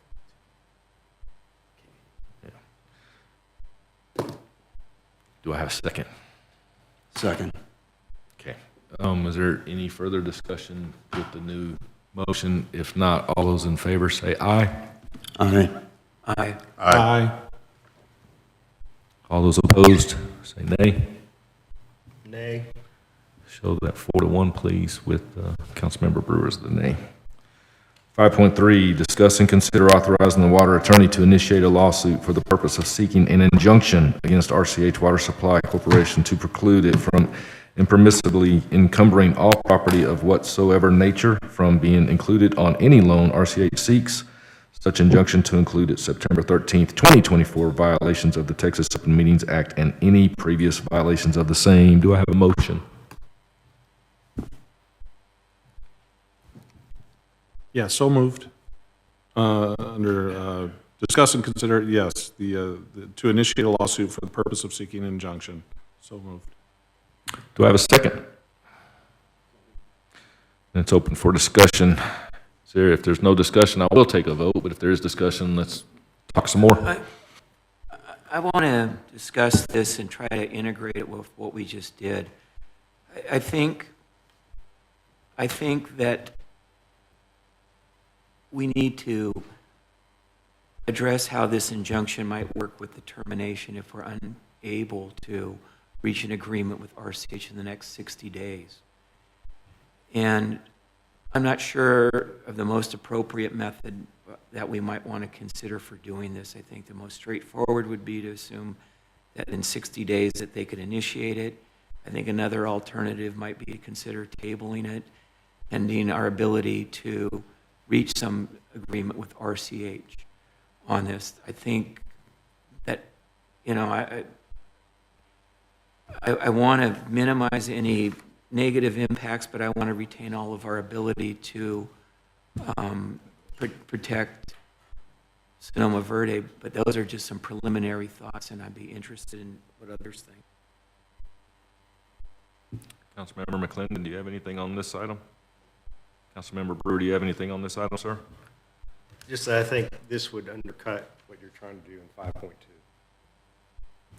Councilmember Day, do you have anything on item 5.3, sir? Yeah, I don't see it connected to item 5.2 in any way. I mean, I guess it can be in the way that they're bringing it up, but 5.3 seems to be connected more to 5.1, which is a reluctance on behalf of RCH Water Corporation to hand over documents and to let people understand the risk to the city's assets. That's what this is connected to, not item 5.2, which seems to be a totally different question. So I see them as very different things. And this is simply an injunction. An injunction can be released at any time. Basically, I think this is an attempt to try to compel a conversation between the two. If they don't want to do it voluntarily, it's going to happen. I think that's the main purpose of this. And I'm going to reference back to this thread of litigation that came where they said that they were going to sue the individual water members. I didn't put it that way, but they all but said it. We all knew who they were talking about. These guys are speaking from a position of strength through their attorneys. And in my opinion, when they issued that letter, they were telling the water attorneys, the water committee, do not put that on the agenda. I felt that they were strong-arming them. I felt that this was a form of intimidation of elected officials. I feel that this was borderline, it certainly was unethical. I don't believe that they are going to come to the table with any degree with any expectation of being sincere and working with the city. So I don't think that we really have a choice. I think I'm in favor of this. Mayor Pro Tem, do you have anything to add on 5.3, sir?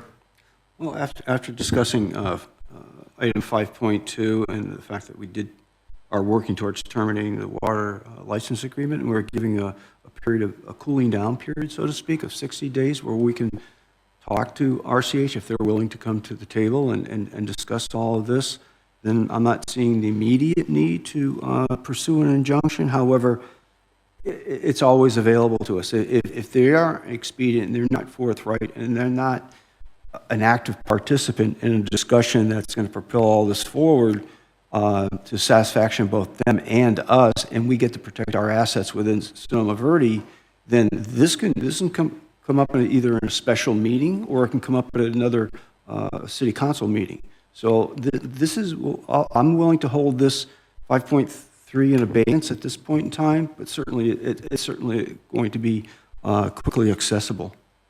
Sir, how long would you want to table it if that was something that you were interested in doing? Because given the information we just received without disclosing this publicly, this is a very serious threat to the city.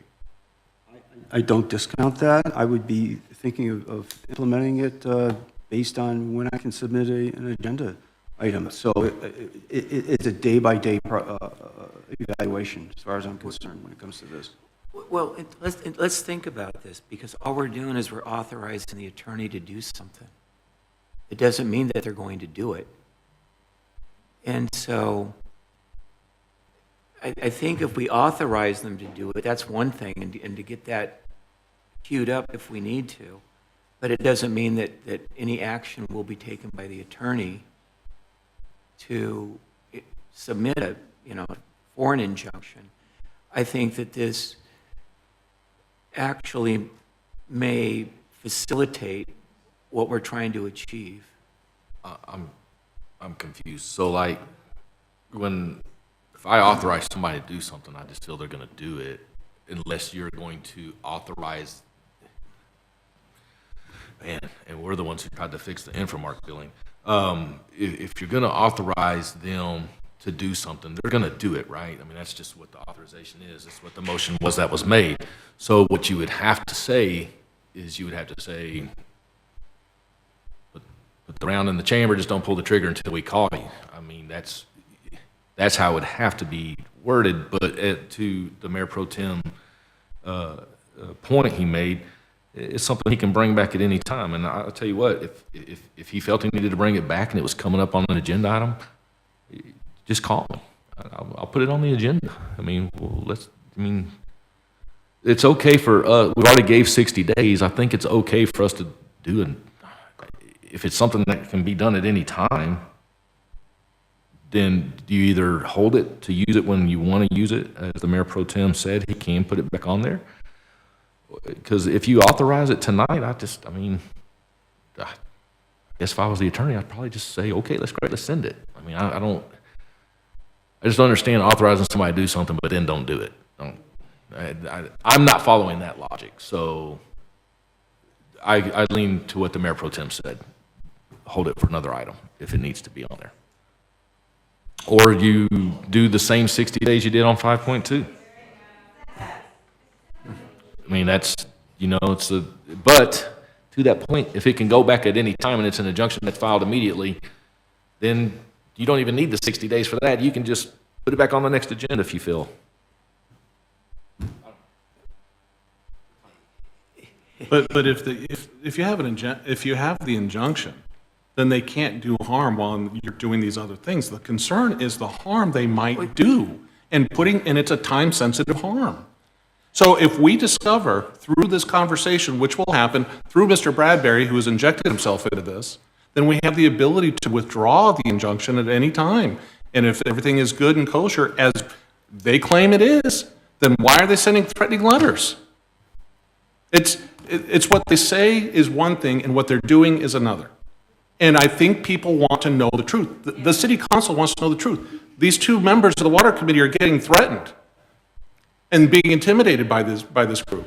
Just tell them the truth, give them the documents so that they know what the risks are, and they could say, by the way, there is no risk, it's done, it's over, let them get their loan.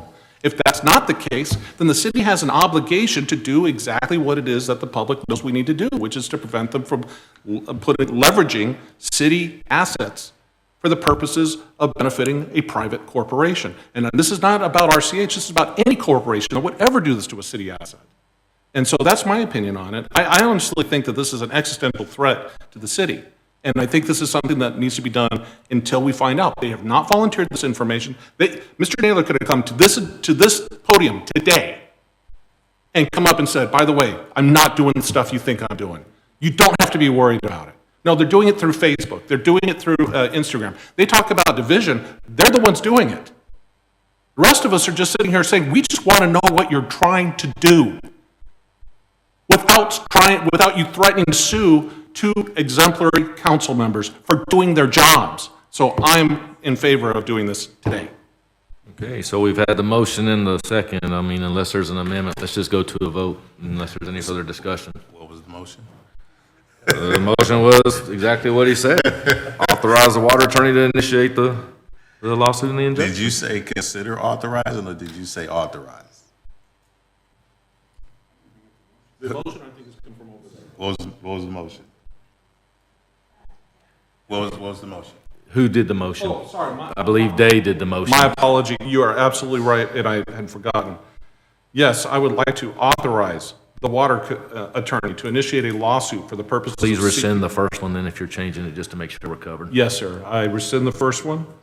I would like to move that we authorize the water attorney to initiate a lawsuit for the purpose of seeking an injunction against RCH Water Supply Corporation to preclude it from impermissibly encumbering all property or whatsoever nature from being included in any loan RCH seeks. Such injunction to include its September 13th, 2024 violations of the Texas Open Meetings Act and any previous violations of same. Do I have a second? Second. All those in favor say aye. Aye. Aye. All those opposed, nay. So it passes 4-1 as Councilmember Brewer is a nay.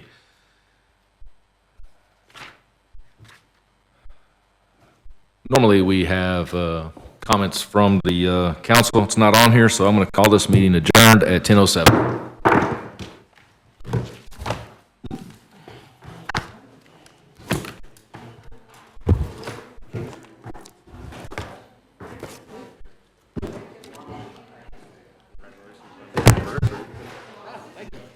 Spent my anniversary with y'all. Appreciate y'all.